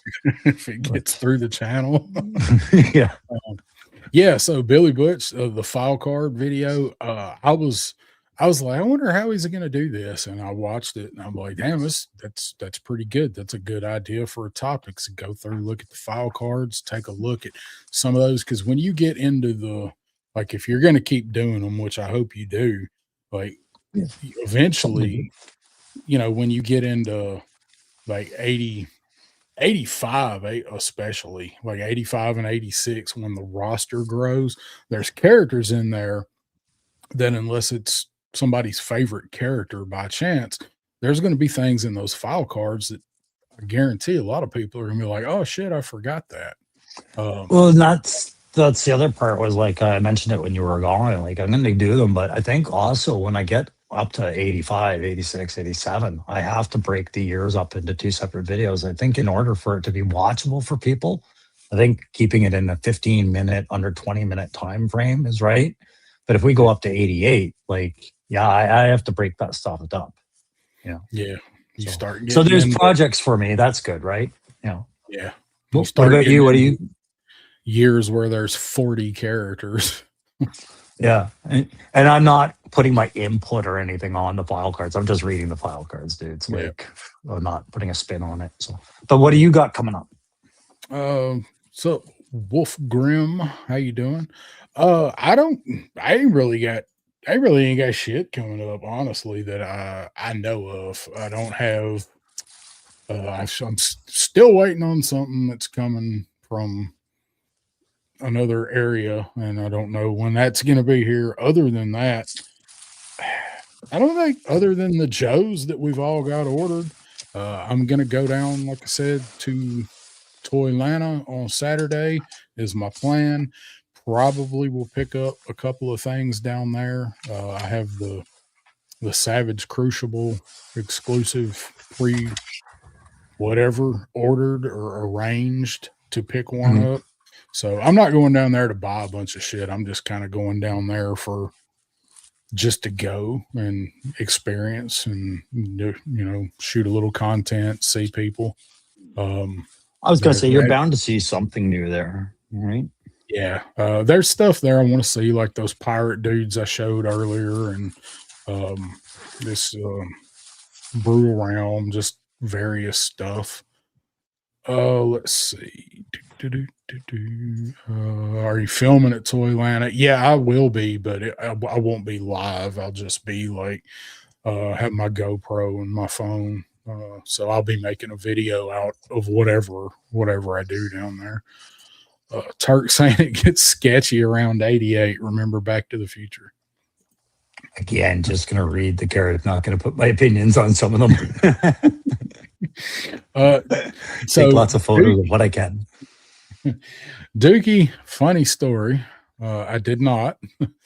So Dookie sent me a couple of stickers, one for me, one for Pop. And I was going to see Pop the very next day, which I did last Friday. And I had the sticker. We had a family birthday party over at his mom's house. I went over there. I had the card. I had a couple other things. I had the sticker. Was trying to keep it separate. Didn't want, or, you know, I didn't want to put the sticker in the card, and I didn't want to put the sticker in my pocket. So I was just carrying them out. And got over there and took the card in, and I didn't take the sticker. And I'm like, oh shit, I got to go out there and I got to get that sticker for Pop Blender. So his mom gave me a piece of cake. I'm like, I'll go put this in the truck and I'll grab the sticker. And I went out there and I couldn't find that son of a bitch anywhere. I looked through my console, through my seats, my floorboards, my back floorboards. I was like, dude, I got your sticker from Dookie, but I don't know where it is. I guess I left it at home, but I don't know how because I distinctly remember carrying it to the truck like with the card. I was like, oh, I'll find it. Couldn't find it. The next day, I went out and it somehow I must have moved my thumb or something the way I was carrying it, and it fell. And it was on the ground right beside my truck. And I'm like, well, it didn't blow away, so no, but I will. I have it. It's in the other room. So yeah, at least I got the card. So I was pissed too because I was proud of myself that I remembered to grab it, and then I got over there and it was nowhere to be found. So just remember, when you send 3-star draw something, shipping and handling is one thing. You don't know what's going to happen once he gets it. Yeah. Once it's my turn to handle it, Yeah. But no, then he hears that. what we do with Tuco Viper, and we're even, right? Yeah. Yeah. Well, you got that Crisco idea from somewhere. All right.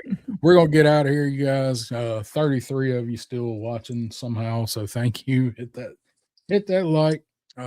Appreciate you guys hanging out with us tonight for silly last minute topic. And we'll be back to hang out with you in a couple of weeks. So bye, y'all. Thanks.